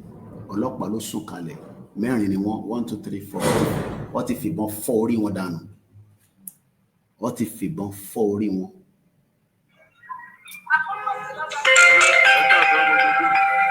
Ẹni bá ní nọ́mbà èèyàn tó lè pín ilé kó pín nọ́mbà wàhálà ń ṣẹlẹ̀ ní bàbá ńlá báyìí wọ́n ti ya wọ̀ gbòòrò àwọn kidnapper tó wà inú ìlú báyìí sí wọ́n lé ní 100 wọ́n wà inú ìgboro báyìí anybody àti ìmọ̀kan tó lè ṣẹlẹ̀ gbogbo àwọn kidnapper ti wà ní wọ́n ti wà ní bàbá ńlá ní ìgboro bàbá ńlá báyìí pẹ̀lú information tí mo gbọ́ ń sìn so anybody tó bá ní nọ́mbà èèyàn lè pè wọ́n láwọn tó wà àwọn tán ya wọlé lé wọ́n náà lé 100 àwọn kidnapper àwọn bàbá ńlá báyìí mo sì ń bá yín sọ̀rọ̀.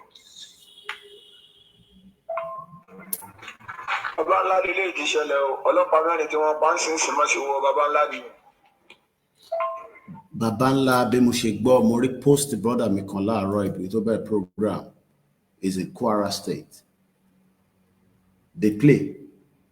Ẹ má pìtì mi kàní kájọ pìtì ara wa fúnlẹ̀ Yorùbá tó ti ń kúrò lọ́wọ́ wa tábà kíá fún. Let's go back to the broadcast, to the article. So, so even when you talk about Iweleru now, these are people that have lived for over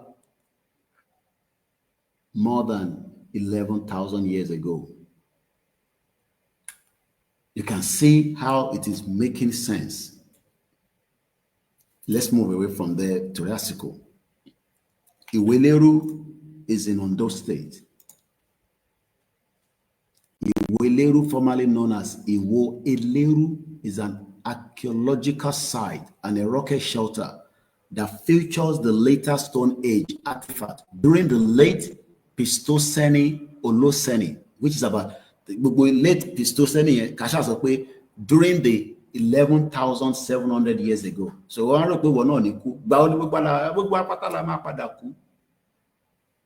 ilẹ̀ Yorùbá ò dẹ̀ ní lọ anywhere. That is if we defend it now. Tá a bá defend it, our generation that way.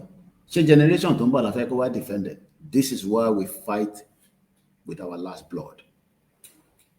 Àti náwó ànáwó máa o, àti ṣe wàhálà tá a ti ṣe láti 4 years. America ṣówó tán náà ní 4 years ago lọ́ ṣe náà nísìn. America ṣe fò dáhùn sí wọn pé owó budget ta náà ní last 4 years o. You know, Lushima protect America. And like I said, I'm our sort of UK like where, which is located in the forest savanna village of Isarun in Ondo State, Nigeria. The site was initially discovered by Chief Officer J. Akeredolu in 1961 during a large-scale survey of hilly landscape around the town of Akure in Ondo State, Nigeria. The name was formerly and commonly known as Iweleru, but the correct name is now regarded as Iwo, as H-I-H-O, Eleru, E-L-E-E-R-U, or Iweleru, meaning the cave of hashes. The Iweleru is a notable archaeological discovery from the site, which dated to approximately 13,000 years. Our one fin shafala. Serious. We are not serious people. I want to read Tinubu and in Nigeria, and I feel abandoned in total exist for more than 13,000 years. 31 person. Let me Boshi Wanye Butoku let me Jagala ni kekere vai. Buba pela yena o ma pada kunoni.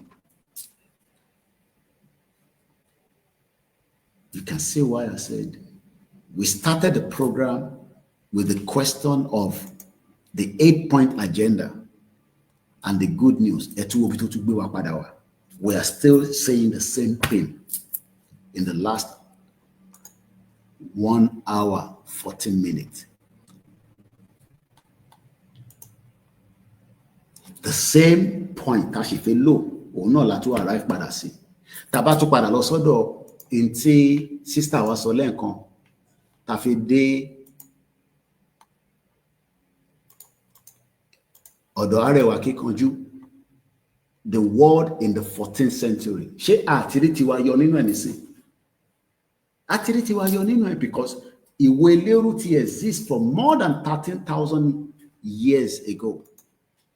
One,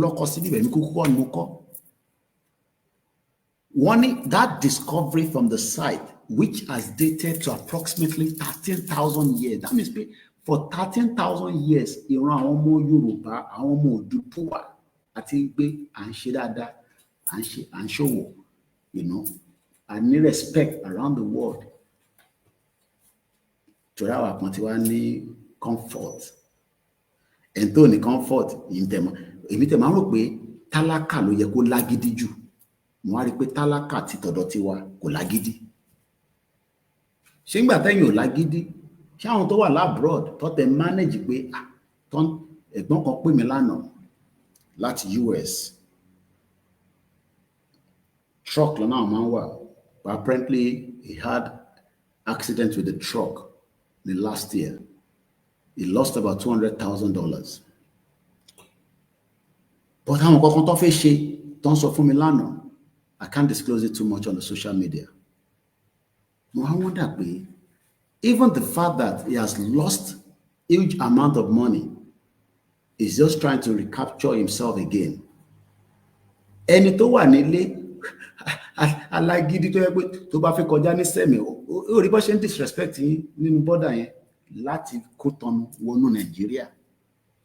Do you know how many checkpoint ló wà? I counted it. láti Sẹ̀mẹ̀ tó bá ti gbéra láti Sẹ̀mẹ̀ pòun lọ sí Badagry. Àtẹ̀tùwá dúpẹ́ pé wọ́n ní ìgbà tí Tinubu ti débẹ̀ ìyàtọ̀ díẹ̀ ti wà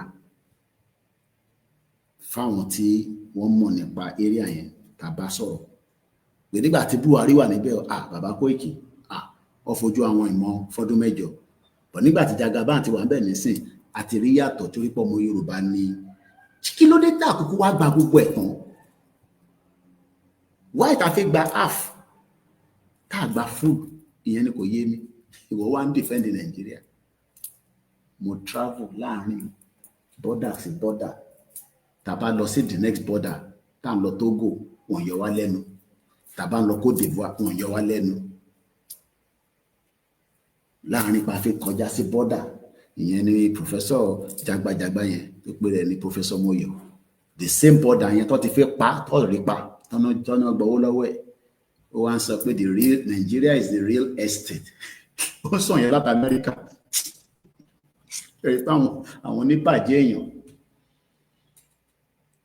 ó jókòó sí Amẹ́ríkà ṣèbó òun ní American passport ló ṣe wálé ìwọ náà wá bó ṣe fẹ́ lọ nísìn àwọn tó lé fọ̀n tó lé kan náà gan tó fẹ́ ṣe wedding lénìí wọ́n ní àwọn bàbá àti ìyá ọmọ wọn ti bá ní wọn kúrò l'Amẹ́ríkà pẹ̀lú owó tó ní kò gbé àwọn family ọmọ yẹn dé Amẹ́ríkà báyìí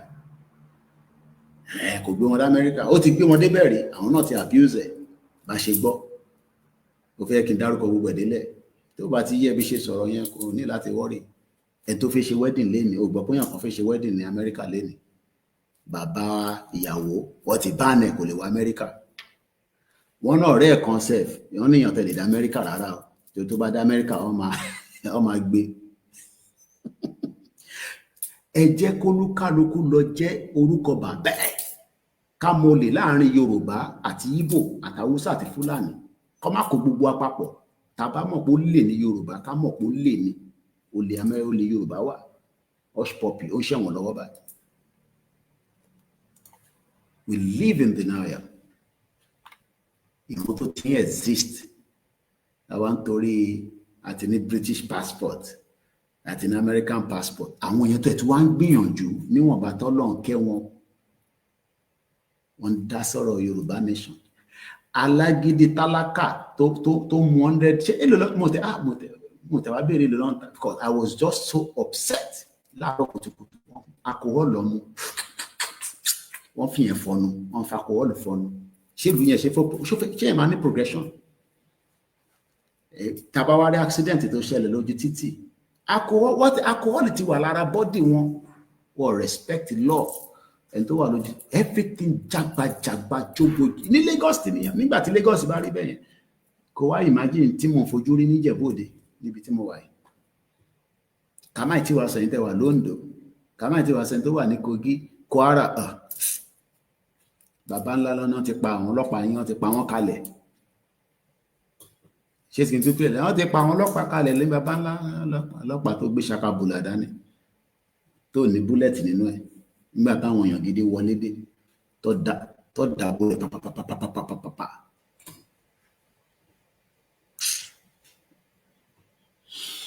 Let's go further. Ibi tí mo fẹ́ lọ gangan ẹja kúrò lọ́dọ̀ ìwò eléru mo ti fún yín information tẹ́ nídìí níbẹ̀ mo kí ẹ̀yin tẹ́ wà lórí ètò mo kí ẹ brother mi only some of our people are fools only thinking of what they want to eat for now níta máa jẹ iná ṣáni.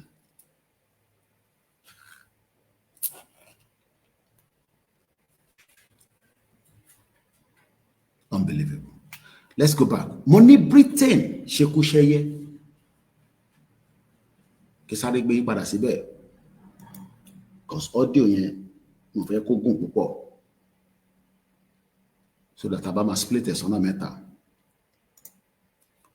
Ẹni tó bá dẹ̀ ń gbọ́ audio wa tẹ́ bá fẹ́ wo fídíò ẹ máa lọ sórí YouTube channel wa àbí Facebook Koikimedia or Koikimedia backup or WD76 media ẹ bá níbẹ̀ ẹ dẹ̀ follow wa kẹ́ lè máa mọ̀ tó ń lọ fáwọn tó wà lórí audio tó ń gbọ́ wa tó gbọ́ wa ní live by ẹ jẹ́ ká padà sọ́dọ̀ ẹ jẹ́ ká kúrò lọ́dọ̀ Arẹwà Akíkanjú ẹ jẹ́ kí èmi náà rí tweet ẹ rí nísìn nígbà tó sọ̀rọ̀ àlùfàǹṣà kò sẹ́ni tó bá retweet, kò sẹ́ni tó love, ọ̀rọ̀ tó dẹ̀ ń sọ, ọ̀rọ̀ tó ní ṣe. Ọmọ Yorùbá dẹ̀ kún lórí Twitter ọ̀rẹ́ màmá bá Ìgbò jà tàbá ní afẹ́ Yorùbá nation wọn àwọn ọ̀fẹ́.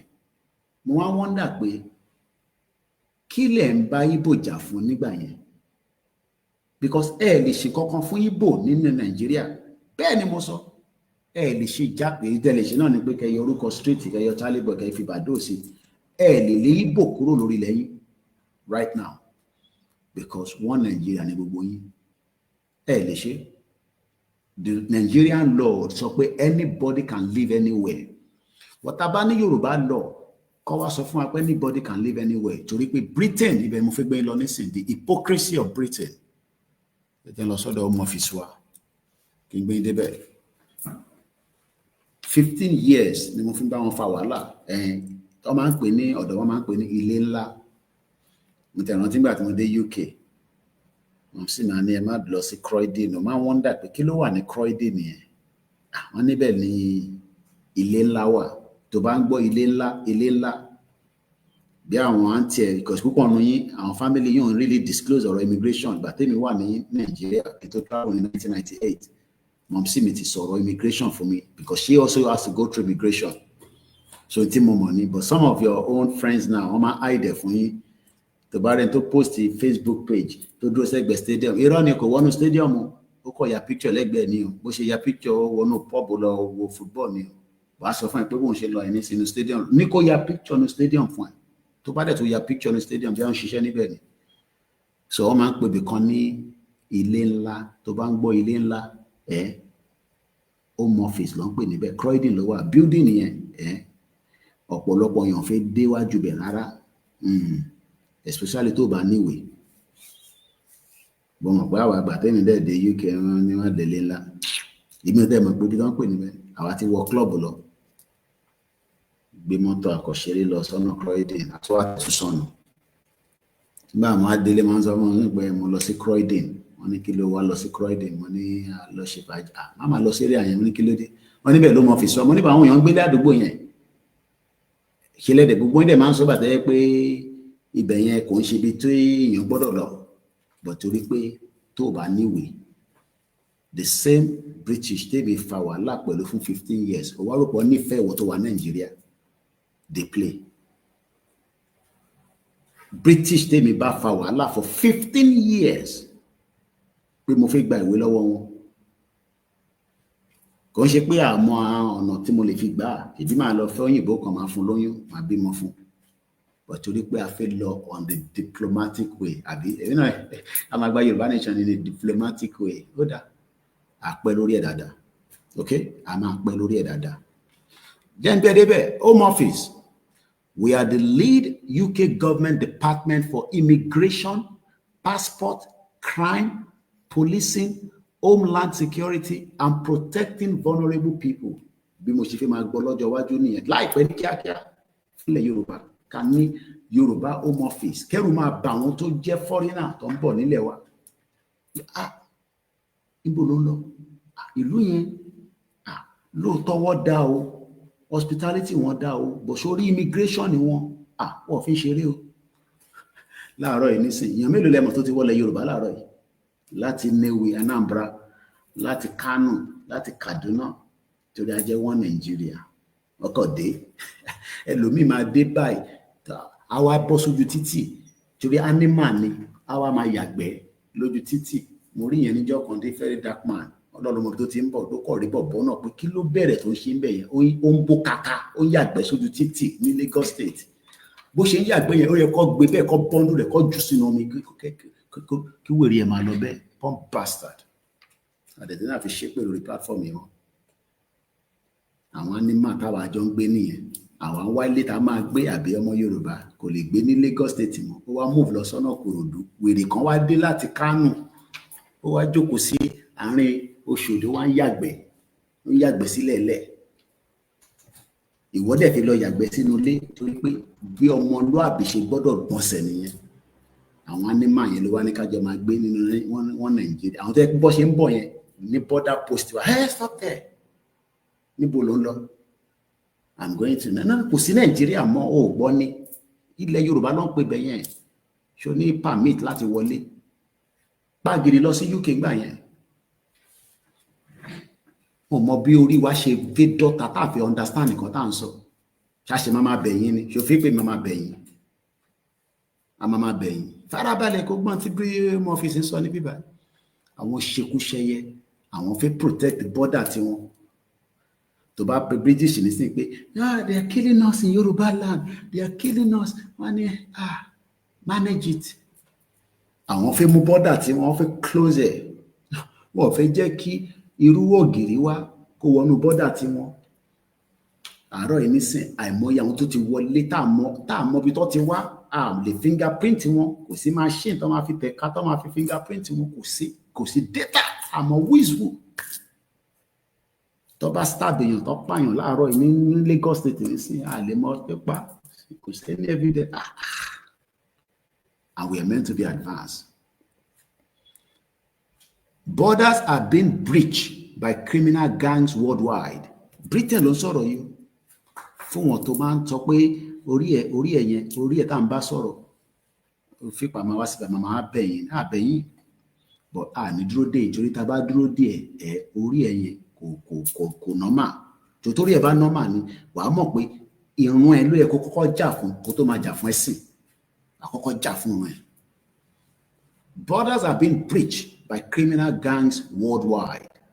Farabalẹ̀ kó gbọ́n tí wọ́n sọ this is the UK tó kó Nàìjíríà tó pè wá ní wọ́n Nàìjíríà mo sọ fún ẹ pé hypocrisy ló fi pa wọn ìyẹn náà lọ ṣe lè recognize Palestine as a state torí wọ́n mọ̀ pé àwọn làwọn tọwọ́ bọ gbogbo ẹ̀ látẹ̀yìn gbogbo wàhálà tó ṣẹlẹ̀ láyé lẹ́ni ọwọ́ Britain la máa ti bá tó bá ní ìlú tó ṣe jàǹbá jù lágbàáyé number 1 jàǹbá lágbàáyé Britain 200 years àmọ́ bí Elédùmarè ṣe fún wọn ní that kind of power fi wá shift bí ká padà síbi tí àwa ti jẹ́ pé àwa gangan ni Ọlọ́run dá pé àwa gangan lórí àwa ti ń jẹ gungun àwa ń jẹ gungun káàkiri. Borders are being breached by criminal gangs worldwide. Life-threatening channel crossing have occurred for years. It is time to act. Border Security Command is how we will fight back. Is exactly what is happening in Yoruba land. In Tiwon Sogongoin is exactly what we are experiencing in Yoruba land. Mo wá realize pé bí ṣe sọ mo wá lọ wo àti mo study Baba Ahmed Akin Baba Ahmed yẹn mo wá ṣe understand pé in táwọn Yorùbá like ní analysis ká jókòó the action kankan mo wá realize Britain ó ti fi tí wọ́n ti fi kó bá wa.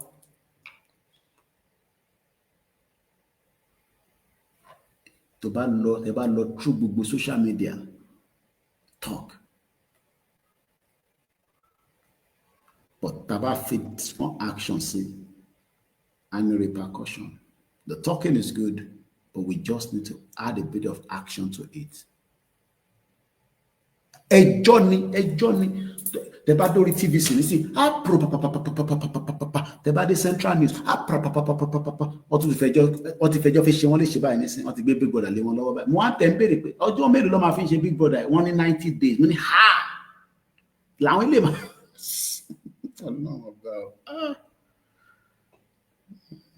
oríṣiríṣi distraction.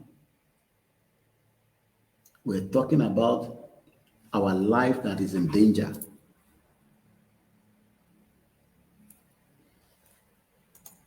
I think the 8-point agenda, but I am just bringing you to let you know that the same Britain is defending their borders.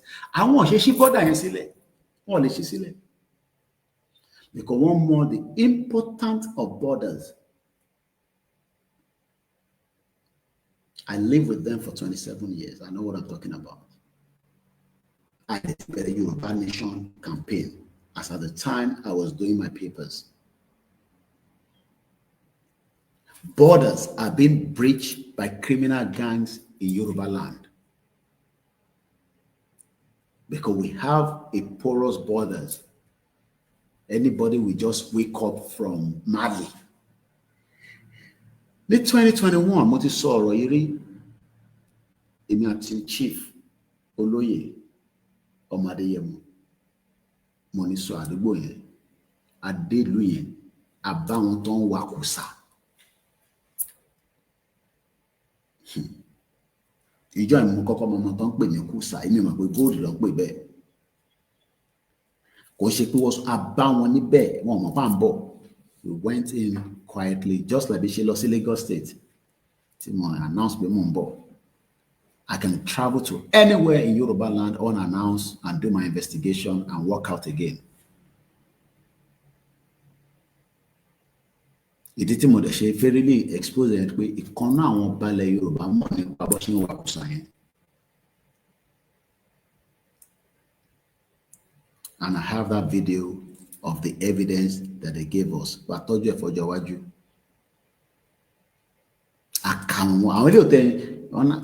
Where are you from? Senegal. You won't call? One what? You don't Larry, you look on show like where Kwara in just 2 days ago, video everybody say salo.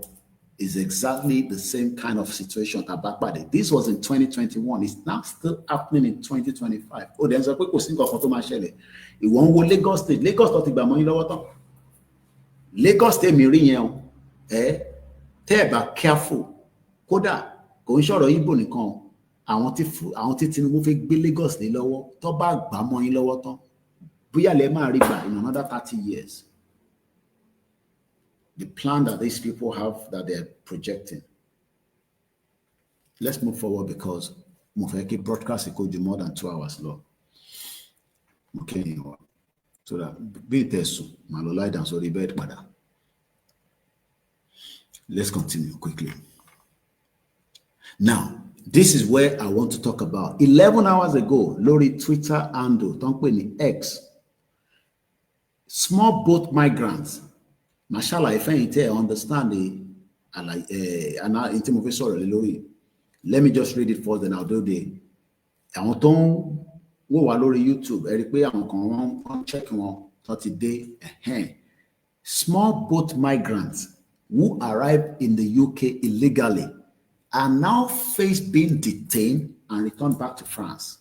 Why Italy ṣe the same thing nílẹ̀ Yorùbá? Àwọn tó gbéra láti France lórí boat kékeré tó máa fi ń ṣe operation nìyẹn ó wá land sí UK bó ṣe wá ń dé báyìí ọwọ́ bá tẹ̀ wọ́n.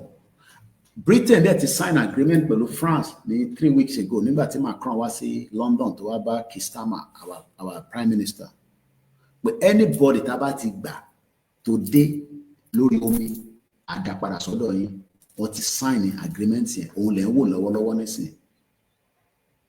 Kí ló dé táwọn Fúlàní tó ń dé tá lè dá wọn padà? A lè dá wọn padà. Ẹ mọ̀ why? Because there is an hidden agenda to take the land.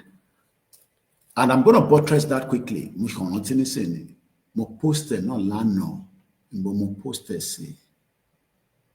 I think I posted it on the Facebook. I will not play the video, but Malomo extract into Mukole Lori. When a former army chief, so repentant Boko Haram, you can go on my Facebook and you'll see the video, but my son T write up to Mukole Lori because he came with the write up. It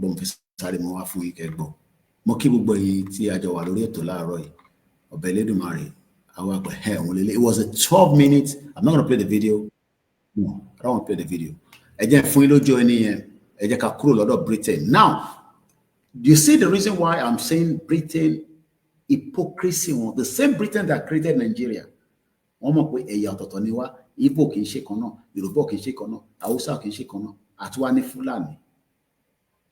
Àwọn wá ń defend the border tiwọn, and our own border is left open. Yoruba nation. We want Yoruba nation, even if it's just to defend our border. Security I need it to. Bẹ́ẹ̀ni, Britain did us. Tẹ́ bá tẹ̀tún lọ́nà tó ju dirty lọ. Britain did.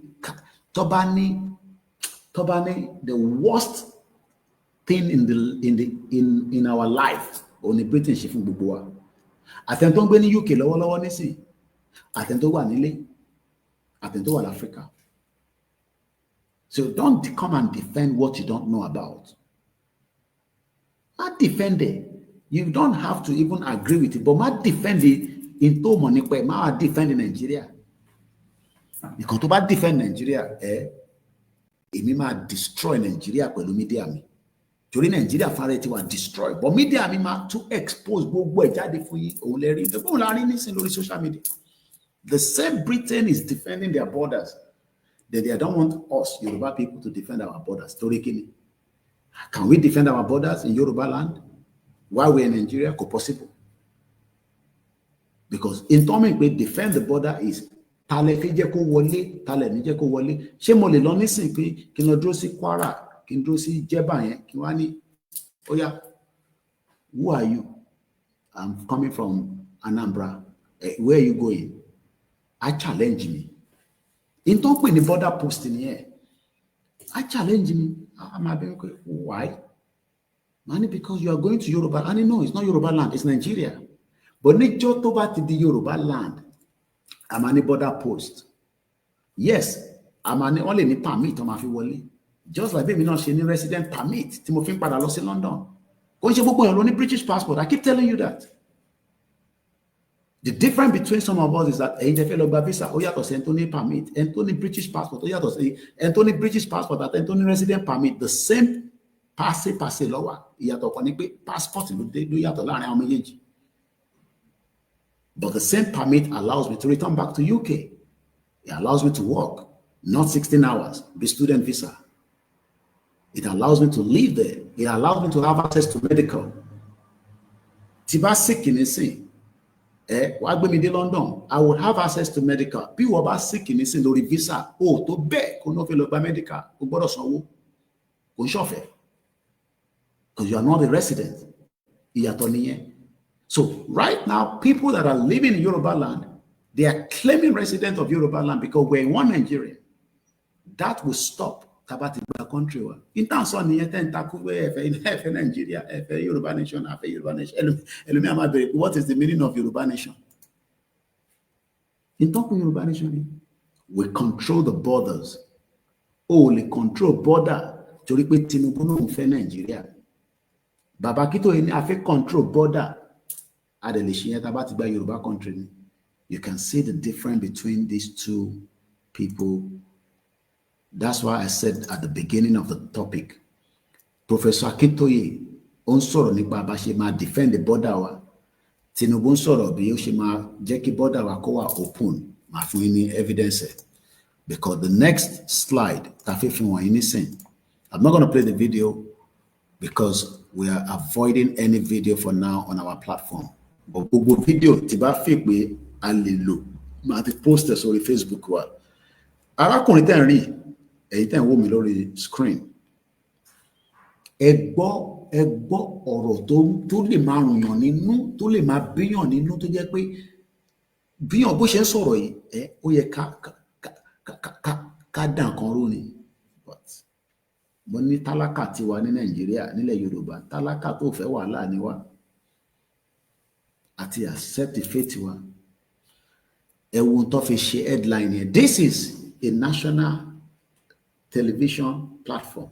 Àbí kílẹ̀ máa pè mainstream media, Arise News. Wọ́n wá gbélé wa. Èmi tèmi ń sọ̀rọ̀ Yorùbá nation, wọ́n ní gbé mi wá nísìn. Ẹ gbọ́ ọ̀rọ̀ tó sọ. Màá kọ̀ ká fún yín sétí kẹ́ gbọ́. Wà ní play video yẹn. The title or the headline is Rehabilitation of Repentant Terrorists. Nígbà tí mo rí fídíò ìlànà, mo tún lọ wo meaning rehabilitation. Do you understand what they're talking? Rehabilitation of repentant terrorists. Pé ẹni tó ti pààyàn, tó ti ṣe jàmbá sílẹ̀ Yorùbá, anywhere in Nigeria. We call rehabilitate wọn. Let's go further. Repentant terrorists deserve rehabilitation, not death. Ó ní wọ́n gbọ́dọ̀ pa wọ́n. nígbà tí mo rí news lánàá, lóòótọ́ àti máa ń gbọ́ àti máa ń rí most of the time, but they are becoming very bold now to come out and say, and then so what? In terms of payment, the power to domugo. Àbí? Ọlọ́run má ṣe wá lómùgọ̀. Ọlọ́run má ṣe wá ní dídìrín. Ọlọ́run má ṣe wá ní ọmọ tí àgbo ẹ̀ tígbà tí wọ́n bí tí kò pé òun ló dàbí pé tó ń ṣe wá nísìn. Ṣé là ń ṣe gbà tẹ́ pé àgbo tó fi wẹ gbogbo wa táwa ń sọ pé àgbo yẹn mo lè mu àgbo mọ́ o, but ó fẹ́ mu panadol. Bọ̀ inú panadol yẹn náà àgbo ni. Àwọn kò sọ di èyí tó máa easy fún wọn láti tàfẹ́mi àti àwọn pharmaceutical. Omen tó ń sọ̀rọ̀. Retired Brigadier General, former Nigerian Army spokesman Sani Usman. Ṣé èèyàn tí mo pọ́n mọ́ Fúlàní lélẹ̀? So gbogbo time tẹ́lẹ̀ wà lórí tá a máa ń pè ní the army spokesman, àṣé interest àwọn ẹ̀yẹ ló ní lọ́wọ́ tó ń pè ní Fúlàní. Ṣé ti rí pé a ti wọ gà o? A ti wọ bàbá wàhálà gidi. Ẹ wá ní kí Tinubu rí ọ̀rọ̀ security ṣe. Báwo ṣe fi rí ṣe?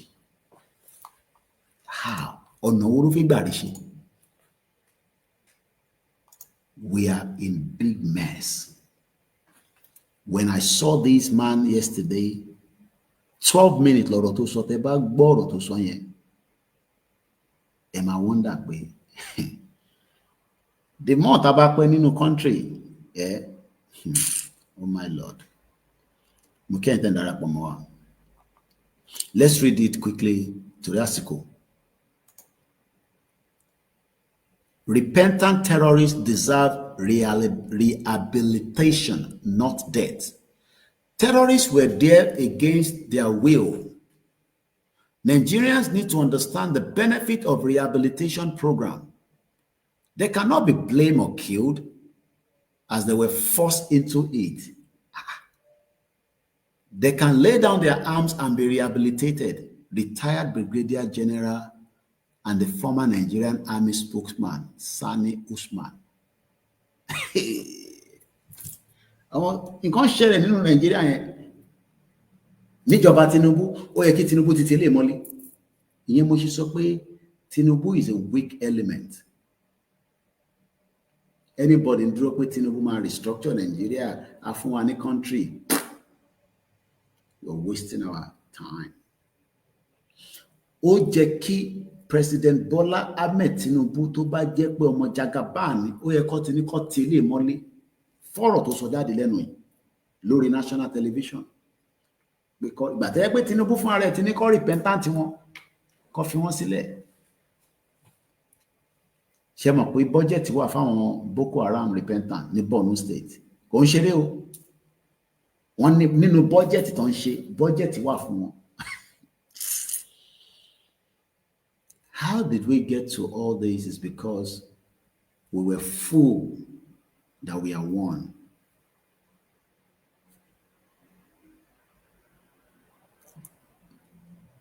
Ó dà pé ẹ̀gbọ́n tí mo kà ń bẹ̀ yẹn o. Ó ní, you cannot blame the terrorists, but they can blame self-determination campaigners. Gbé à ń béèrè fún ẹ̀tọ́ wa, wọ́n blame àwa, wọ́n lé wa kúrò lọ sẹ́yìn òdì, wọ́n lé Ìgbòho lọ, wọ́n lé àwa lọ, lé bàbá Akintoye lọ. Àwọn tó wà nílé, wọ́n threaten wọn. Tó bá súnmọ́ ọmọ Yorùbá ní Lagos State tí mo lọ pé ṣe fẹ́ Yorùbá nation. Ó máa rò pé ọlọ́pàá nìyẹn pé bí ọwọ́ wọ́ ọ̀rọ̀ lẹ́nu òun ni.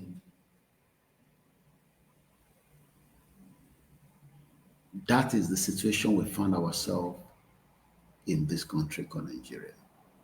You must put Nibiba, it comes with facts and evidence. Ẹni tó bá bá audio wa pàdé, ẹ bá wa jẹ́ kó dé ọ̀dọ̀ àwọn ẹlòmíì náà. Koikimedia bringing the work closer to your doorstep. Lẹ́ẹ̀kan sí nínú ọjọ́ kẹsàn-án nínú oṣù kẹjọ ọdún 2025. Mo kí gbogbo ẹni tó bá gbọ́ audio wa. Now, that audio is now being released and it will be spread around for those of us. Ǹjẹ́ kí n sáré kí gbogbo ẹ̀yin tí ẹ ti darapọ̀ mọ́ wa láti ìgbà tá ti wà lórí ètò náà. Bọ̀ ká tó máa kí yín lẹ́ẹ̀kan sí, mo fẹ́ kẹ́ tó wo 8-point agenda Tinubu a sọ̀rọ̀ lé lórí náà lánàá níwọ̀n bàtà lè sọ. These are the 8-point agenda. Ẹ lè má láǹfààní àti gbọ́ tànà. Ẹ jọ̀ọ́ láàárín 3 minutes èyí tẹ́ ń gbọ́ wa ẹ lè bá mi kọ sínú comment section. Èyí tó bá ti ṣiṣẹ́ fún yín níjọ́ tí Tinubu ti di president títí di wákàtí àti pé ṣó lè ṣiṣẹ́ fún yín tí Tinubu bá tó di president after 2027. 8-point agenda tí Tinubu fi campaign òun lélẹ́yìí. Number 1, food security. Ó ní gbogbo ọmọ Yorùbá pátá ebi ò ní pa yín, ìyà ò ní jẹ yín, gbogbo nǹkan á máa ṣiṣẹ́, wàá máa róúnjẹ jẹ, wàá máa rómi mu, gbogbo á máa lọ. Ending poverty. Tinubu ní òun ti end the poverty láti gbà tóun ti dé. Ẹ̀yin tẹ́ wá ń tọrọ owó, kí lẹ̀ ń tọrọ owó fún? Ẹ̀yin tẹ́ máa ń ní ká ya pé ẹnu gbẹ nǹkan kan. Ibi Tinubu náà ti end poverty nílẹ̀ Yorùbá. Ṣé poverty ṣì wà ní? Do we still have poverty in Yoruba land? I don't think so. Please don't come and tell us we have poverty because the 8-point agenda of Tinubu says it's going to end poverty. Ìrọ̀lẹ́ ń pa fún àwọn diaspora ẹ̀kan fowó àfi máa mú pẹpẹ súpù ni. Púpọ̀ náà ti kọ́lé, ẹ ti ní títì, everything is working. Gbogbo ẹ ṣiṣẹ́, ẹ máa gbárọ́ fún wa. Ẹ̀gbọ́n mi tó ní ages ní dey play. Ìrọ̀ play. No poverty in Yoruba land anymore. Àbí poverty wa? Ṣé poverty wa? Mo bí ní ẹ máa kí anybody gbọ́. Ṣé poverty ṣe wà? Ṣé food security yìí náà kọ́? Number 3, economic growth and job creation. Ṣé o ti ríṣẹ́? Mo rí bọ̀bọ̀ kan, ó náà ná 10 million. Òun fi kàwé, kò tí ríṣẹ́. Ó wà lórí Twitter.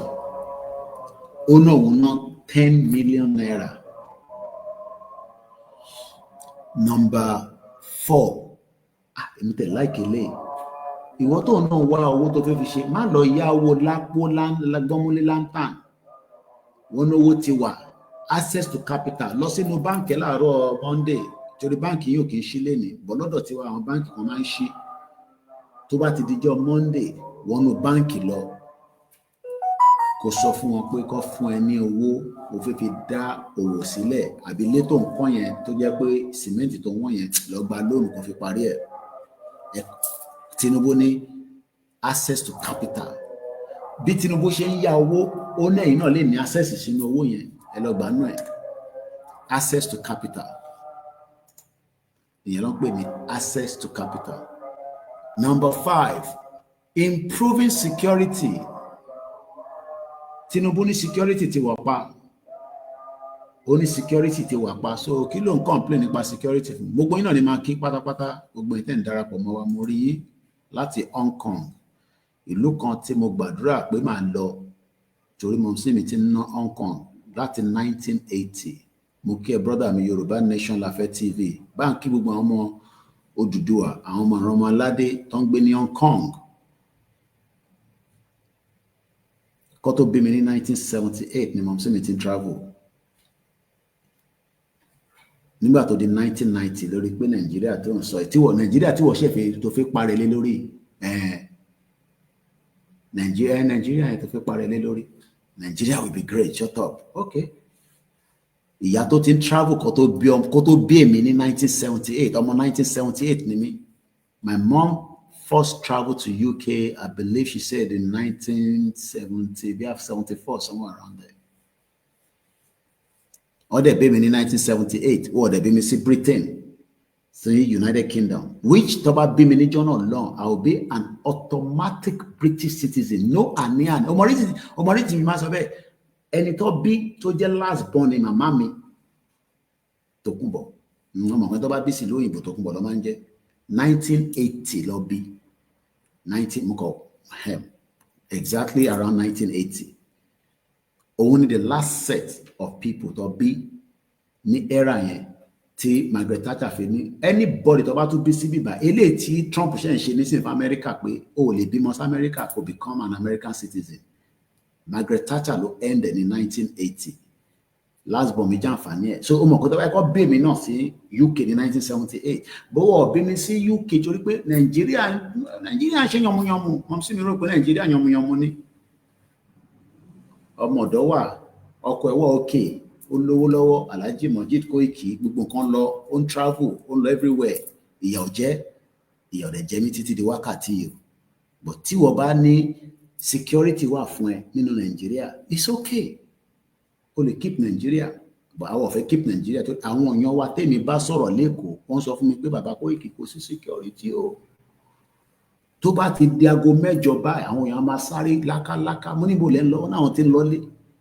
Kò sí nightlife kankan lẹ́kọ̀ọ́, gbogbo nightlife ẹ̀rọ pé kò sí nightlife because flight ò ṣiṣẹ́ after 1 o'clock gbogbo ẹ̀ ti down pam. Lọ sí Turkey wàá gbà pé ilé ayé ó sweet. Bí plane kan ṣe ń land nìkan gbéra tílẹ̀ máa fi mọ́ 24/7 ní Turkey. Mo kẹ́yìn wa a ní pẹ́ parí ètò gbogbo iná ni máa ké gbogbo ìtẹ̀ wọlé. Number 6, improving the playing field. Kí lẹ wá fi jápa fún ẹ̀yin má jápa, àwa tá ti jápa yẹn àwa ti wà òkè lọ́hùn, ẹ̀yin má tún jápa because Tinubu ní playing field máa wà fún yín. Mechanic nìyẹn o lè compete pẹ̀lú mechanic London. O lè compete ṣó mọ̀ pé tó ń ṣe mechanic ní United Arab Emirates o lè compete pẹ̀lú ẹ̀. Ọlọ́run jẹ́ kó rí ná ìwọ tó ń ṣe welder. Ìwọ tó ń kọ́ṣẹ́ tailor Ọlọ́run jẹ́ orí ná àfi tó bá ń lo ìyẹn ló fi ránṣọ fún mi nígbà tá wá sí Benin tá wá ṣe independent. Ẹ ṣàrí tailor yẹn ẹ lọ wo fídíò tí mo ṣe. Mo wá ń bi ọmọ yẹn pé machine tó ń lò yà ti pẹ́ o. Ó ní táwọn fi kọ́ṣẹ́ nìyẹn. Òun ò gbọ́ Yorùbá dáadáa. Ẹni tó ń bá wa ṣe translation nìyẹn. Nígbà tá wá fún this was last week Friday àbí ọ̀rọ̀ aṣọ tí mo wọ̀ wọ́n ṣe wọn fún mi ni. Nígbà tá wá sí Benin tá wá bá wọn ṣe independent. Mo wá ń bi arákùnrin yẹn pé kí ló dé tó ṣe ń lo machine tó ti pẹ́ yìí tó lo tàwọn ti gbàlódé. Wọ́n ní kó lè bá kọ́ṣẹ́ dáadáa kó lè mọṣẹ́ dáadáa ló ṣe máa ń lo àwọn machine yẹn. Wọ́n wá sọ nǹkan tó make sense. Wọ́n ní ṣé mo mọ̀ pé bá ṣe gbáṣọ yẹn dé because emergency la gbáṣọ yẹn dé bẹ́ẹ̀ because aṣọ ta fi rà gangan wọn ò ní la fi rà àǹkárá yẹn ó dẹ̀ dá lára wa èmi àtàwọn staff mi tàjọ lọ sí Benin. Wọ́n tó bá múná lọ machine yẹn máa ṣiṣẹ́. Ṣé irú machine yẹn nìwọ náà ń lò Nàìjíríà ní 21st century? Àwọn machine takàtúkù tó máa fẹsẹ̀ níbi tí electronic machine ti wà tó fi ránṣọ nílùú òyìnbó tẹ́gbẹ́ tó bá gbọ́wọ́ lé báyìí pàápàá a máa tẹ̀ lọ ní zoom tó bá ṣàti lè gé dáadáa tó gé ní wrong size. They play. Number 7, rule of law. Àtẹ̀dúpẹ́ pọ̀ fi ṣòwò rẹ̀ sílẹ̀ lánàá nígbà táriwo pọ̀ bí a Tinubu ti wò pé ilé ẹ̀ ṣàfilẹ̀. And the last one, fighting corruption.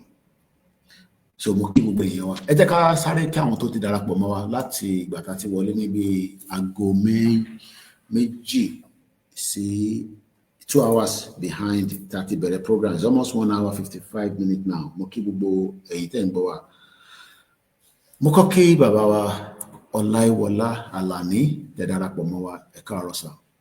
Bàbá wa Kọ́lá làwà mo kí Ọlátòní Ages ẹ wá sórí YouTube ẹ tuntun sá lọ sórí TikTok mo kí Bàbá wa Said Fatai happy Saturday mo kí Ìfẹ́ Olúwa Olúmídé Yorùbá Nation Now mo kẹ́yìn náà ẹ ṣé gan ni.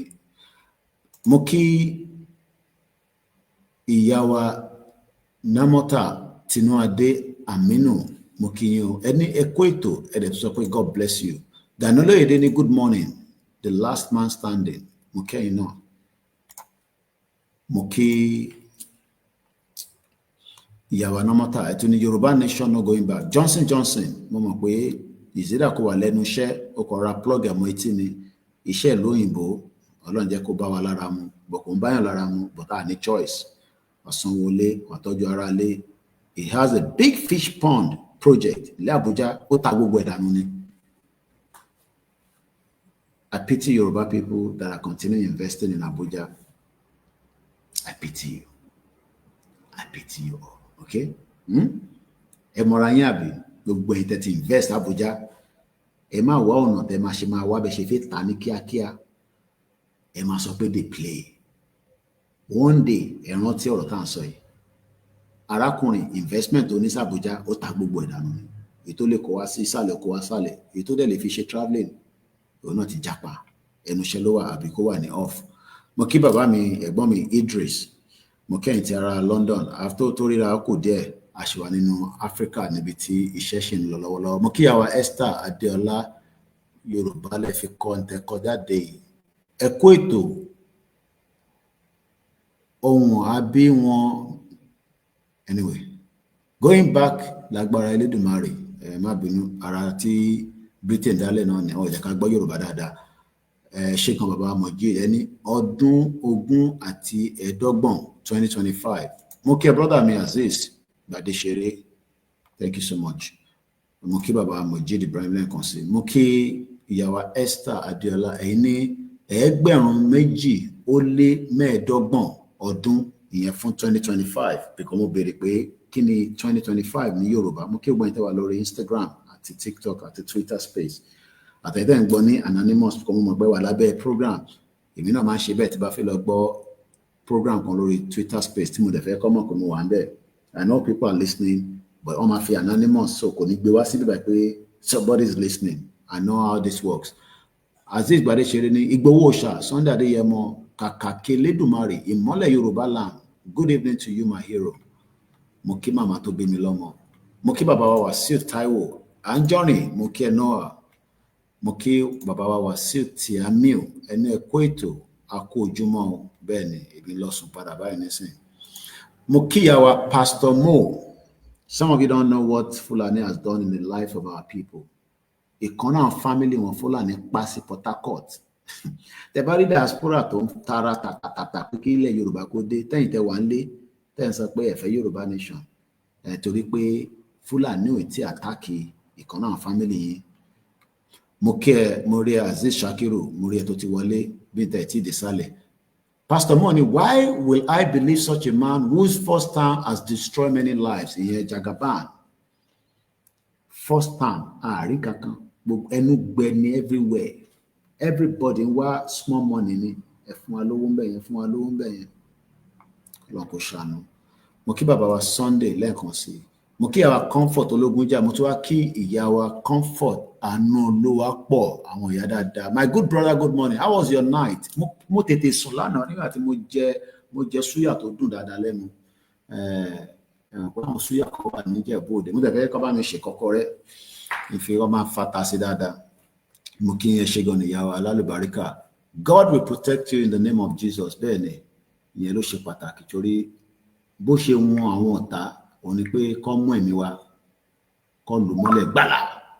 Bọ̀bọ̀ tó ń pariwo yẹn tó ń disturb social media space tó fi gba àwọn ọ̀rìn ẹ̀lẹ́ sílẹ̀. Humanity first mo kí yín o láti South Carolina mo mọ̀ pé iná gbogbo yẹn ní pé fẹ́ lọ sùn òun náà la ṣe fi tètè parí ẹ̀ torí ẹ̀yin ará Amẹ́ríkà àti Canada náà la ṣe tún máa ń wá ní time báyìí náà kí ẹ lè jàǹfààní live torí pé time tá a bá ń ṣe láàárọ̀ yẹn ẹ̀yin ń sùn ẹ̀mí àwọn àgbàgbé ẹ̀ràn iléeṣẹ́ iná lọ́wọ́ ẹ support wa financially prayer and also ẹ fáwọn náà ní gift bẹ́ẹ̀ ṣe ń fáwọn pastor náà ní gift ẹ fáwọn náà ní gift iléeṣẹ́ kan náà ní bíbá ẹ support wa. Mo kí ìyàwó Comfort lẹ́ẹ̀kan sí wọ́n ní you are doing a good job for Yoruba land. God bless you no going back. Bẹ́ẹ̀ ni tábàtẹ̀ go back níbo la fẹ́ go back sí ṣá máa go back pẹ̀lú Tinubu ni. Mo rí comment kan lẹ́ẹ̀kan tí brother yẹn sọ mọ̀ torí pé tábà ti wọnú program mo fẹ́ wà distracted. Báwọn gbọ́ pé wọ́n ní Ìgbòho ó fẹ́ ṣiṣẹ́ fún Tinubu. Kí ni Tinubu ní kọ́kọ́ ló máa ṣiṣẹ́ fún? Ó máa ṣiṣẹ́ fún Àtíkù gan. Okay? Àtíkù gan máa ṣiṣẹ́ fún. Mo kí Anjorin. Baba wa Matthew Oni, one a good one. I used to tell people about what you just said. When the time nobody will tell anyone to face our enemy. Bẹ́ẹ̀ni, Baba Akintoye máa bẹ̀ wá nígbọ́. Ìgbòho gan máa bẹ̀ wá máa sọ pé àgbọ̀. Ayé tí ready lọ títí ni. Ẹ jẹ́ ká ṣe máa bá lọ báyìí díẹ̀díẹ̀. Ọba Elédùmarè á wà pẹ̀lú wa. Fẹ́yìn tẹ́ ń sọ kábàkábà Ìgbòho ń ṣiṣẹ́ fún Tinubu. Ó ń ṣiṣẹ́ fún Tinubu ní wọ́n release account ẹ̀. Ìyàn kan tẹ́ ń comment pé ṣèbí ó wà wanted ó dẹ̀ ń wá sí Nàìjíríà ẹ dá dúró lọ́nà tá bá ti ń bọ̀ again kẹ́ dá wa dúró lọ́nà okay kẹ́ pàdé wa lọ́nà kẹ́ dá wa dúró kẹ́ wá mọ tójú yín máa rí okay tá bá tuntun ń bọ̀ padà èmi àti olóyè Ìgbòho ẹ dá wa dúró lọ́nà. Bí a Nàìjíríà nílé wa nísìn àwa méjèèjì àgbé ní Nàìjíríà èmi náà máa ń wá mọ̀ ń lọ ni ẹ ṣáà ti lé wa kúrò nílé wa tàtí lélẹ̀ pẹ̀lẹ́ ó ṣe ara ń tẹ́ ilé ìmúrò ọṣẹ release ẹ ní Omartin hospital pẹ̀lẹ́ ṣó ti lògùn ẹ lálẹ́ yìí èyà pẹ̀lẹ́ ó ti lògùn ẹ mo rí pé ó lògùn ẹ èyà ó ní jobless pẹ̀lẹ́ ṣe ọ̀pọ̀lọpọ̀ àwọn èèyàn wà ní wọ́n pèbì kan ládùúgbò wa ní ilé ìnísìn wọ́n ṣe release ẹ̀ ni tó bá dẹ̀ release wọn bẹ́yẹn wọ́n máa ní kó wá test bí wọ́n sì lè wà capable láti padà sínú society wọ́n ṣe release ẹ̀ ní Omartin hospital yẹn tẹ́ ẹ̀ bá mọ̀ ó dàbí equivalent to Aro psychiatric hospital ibẹ̀ ló ti máa ń tọ́jú àwọn tó ní àrùn ọpọlọ so tẹ́ bá ti rí wọn tó bá ti wọlé bẹ́yẹn sórí TikTok tí mo realize pé TikTok ló máa ń pọ̀ sí jù so wọ́n máa wá ń test ground wọ́n ní àrùn ọpọlọ so ilé nísìn tó wá jáde tó ń sọ̀rọ̀ nísìn ẹni tó ń kọ́ nísìn rí pé àrùn ọpọlọ ó wà lórí ẹ̀ nígbà tó ń sọ pé odidi èmi báyìí pé mo wà jobless mo kí ẹ máa bí mo kí ẹ tó wọlé ó ní mo wà jobless a wà lọ́dọ̀ Talon níjọ́ Friday last week náà ni ṣáàdọ̀ ni Friday ó ti pé 1 week what do you do ó ń béèrè lọ́wọ́ journalist pé what do you do ṣẹ̀rí pé definitely ṣẹ̀rí pọ́rọ̀ tí mò ń sọ ó tálè mo kí ẹ máa bí ó ti ní àrùn ọpọlọ ẹni tó bá wà ní UK tó bá ń gba treatment kan nínú Omartin yẹn náà wọ́n bímọ níbẹ̀ but àwọn kan wà níbẹ̀ wọ́n máa ń tọ́jú wọn àwọn tó ní àrùn ọpọlọ àwọn tó ti ní àrùn ọpọlọ àwọn tó ní àrùn ọpọlọ so ẹ jẹ́ ká kí àwọn èèyàn wa tó kù ní kíákíá kí a tó máa mú ètò yẹn wá sílẹ̀ mo kí gbogbo ẹ̀yin tí ẹ ti darapọ̀ mọ́ wa ní àárọ̀ yìí ọba Elédùmarè á wà pẹ̀lú wa so now ẹ jẹ́ ká tẹ̀síwájú mo kí Anjorin lẹ́ẹ̀kan sí Allen Conde òun tẹ̀ like Britain rárá àwọn tó bá ń gbé ní China tó ń gbé ní Russia tó ń gbé ní gbogbo àwọn area yẹn tẹ bá sọ̀rọ̀ because Britain is a very biased media àwọn náà wà biased tẹ bá gbọ́ kábàkàbà kóbòkóbò tó ń sọ you can get lost in it àwọn tá à ń gbé pẹ̀lú wọn ti mọ̀ even though ọ̀dọ̀ wa ló ti ń gba TV license wa they get their TV license from us. So most of the time, tá bá ń sọ fún yín pé tó bá ń gbọ́ BBC Yoruba, BBC Yoruba wà against Yoruba Nation, but ìwọ lè mọ̀ torí pé Yoruba ló ń sọ lórí platform yẹn. So tó bá lọ sórí BBC Yoruba nísìn láàárọ̀ yìí nísìn, àka news wọn níbẹ̀ àbí. But do you know that the agenda of the BBC Yoruba is still the same agenda of Usman Dan Fodio? Ó lè mọ̀. Torí èdè Yorùbá ló ń sọ but agenda BBC Yorùbá is against the wish of a true Yorùbá sons and daughters or tó bá jẹ́ pé wọ́n tó fi gbọ́ Yorùbá pé àwọn ọmọ Odùduwà but ó lè mọ̀ torí ó gbé ní Britain èmi gbé pẹ̀lú wọn àwọn òyìnbó kan sọ pé BBC is the British Bias Corporation BBC yẹn British Bias Corporation kò sí òtítọ́ kankan lẹ́nu wọn tó lè gbọ́ tó bá jẹ́ pé ìyẹn ló lọ jókòó sí pé Koiki wọn sọ̀rọ̀ Yorùbá Nation lórí BBC Yorùbá wọ́n lè sọ̀rọ̀ Yorùbá Nation because corporation yẹn wà against ìran Yorùbá kò lè yẹ òun ló ti gbọ́ láàárọ̀ yìí anywhere tó bá ti rí BBC Yorùbá tí King Charles tó bá jáde láyé láàárọ̀ yìí mo ṣaláìsí ó jáde láàárọ̀ yìí wọ́n tó bẹ́ẹ̀ kó fi fóònù kó fi wá broadcast pé King Charles kú wọ́n máa gbé gbogbo kámẹ́rà pátá tó wà ní gbogbo UK proper gadget ọba ilẹ̀ Yorùbá kú BBC Yorùbá ń fi mobile phone ó fi ń sọ̀rọ̀ ọba ọ̀dẹ̀ ń kó ọba wàjà ẹ rántí nígbà tí the late Aláàfin wá wá gbé fóònù wọ́n fi ń broadcast àwọn òdìndé ọmọ aládé àwa tó náà dá tẹlifíṣàn sílẹ̀ àwa ṣe ń jẹ́ kí BBC máa sọ pé ẹ̀yin ò rí mi àwa fi fóònù a mú fóònù báyìí àní BBC Yorùbá náà lẹ́ ń gbọ́ yìí pápápápápápápá wọ́n lè ever ràn àwọn correspondent wọn kọ́sítọ̀ kalẹ̀ pẹ̀lú gadget ńláńláńlá because they are against us. But many of you never understand what media, the power of the media. So to Bangbo BBC, Nigeria, anything BBC, forget it. So Mukiala Konde. So anybody that lives in China and that access doesn't want to have anything to do with Britain at all. Our call fortunate people like for a very long time. I relocate. I wish I relocate out of UK, after I had my permit. I wish I did. That's the reason why I declare Yoruba nation. I have no business anymore in the UK. I have no business. My business expired. Pump. But for now, we'll be going and coming. Mokiba Ademola, because Mufe end broadcast here take 2 hours to the exact. Yoruba nation are going back. Our ancestors of Yoruba land will support you and Oloye Igboho pẹ̀lú Babawa Adebanja Akintoye Momolo Reshegun. Ashiri Koko Eledumare Mukin Yakaro. Abayomi Tizes, good morning. Bẹ́ẹ̀ni, Iran ni wọ́n ṣe ní Big Brother. It's just a distraction. I mean, there's good, you can have a lot of program, but right now, Nigeria. Moki brother me, Abiodun George, Yoruba Nation Lafe, and I believe I've covered everybody. If I didn't mention your name, Safety Domain, Egbomi Mukinyo, all the way in the US. Friend, Koikimedia support it. You can do so by putting whatever you have to support us so that we can continue to do the great work. I am not your blogger. I am not your big blog. I am a media organization that is projecting Yoruba people to exit the shit old country called Nigeria. Moki Bugwale. And on that note, Adams Olamelekon, thank you so much. I have to go now so that I can go back and relax. Thank you so much. TikTok. I can't mention all the names. If I didn't mention your name, please don't be upset. Moki Twitter.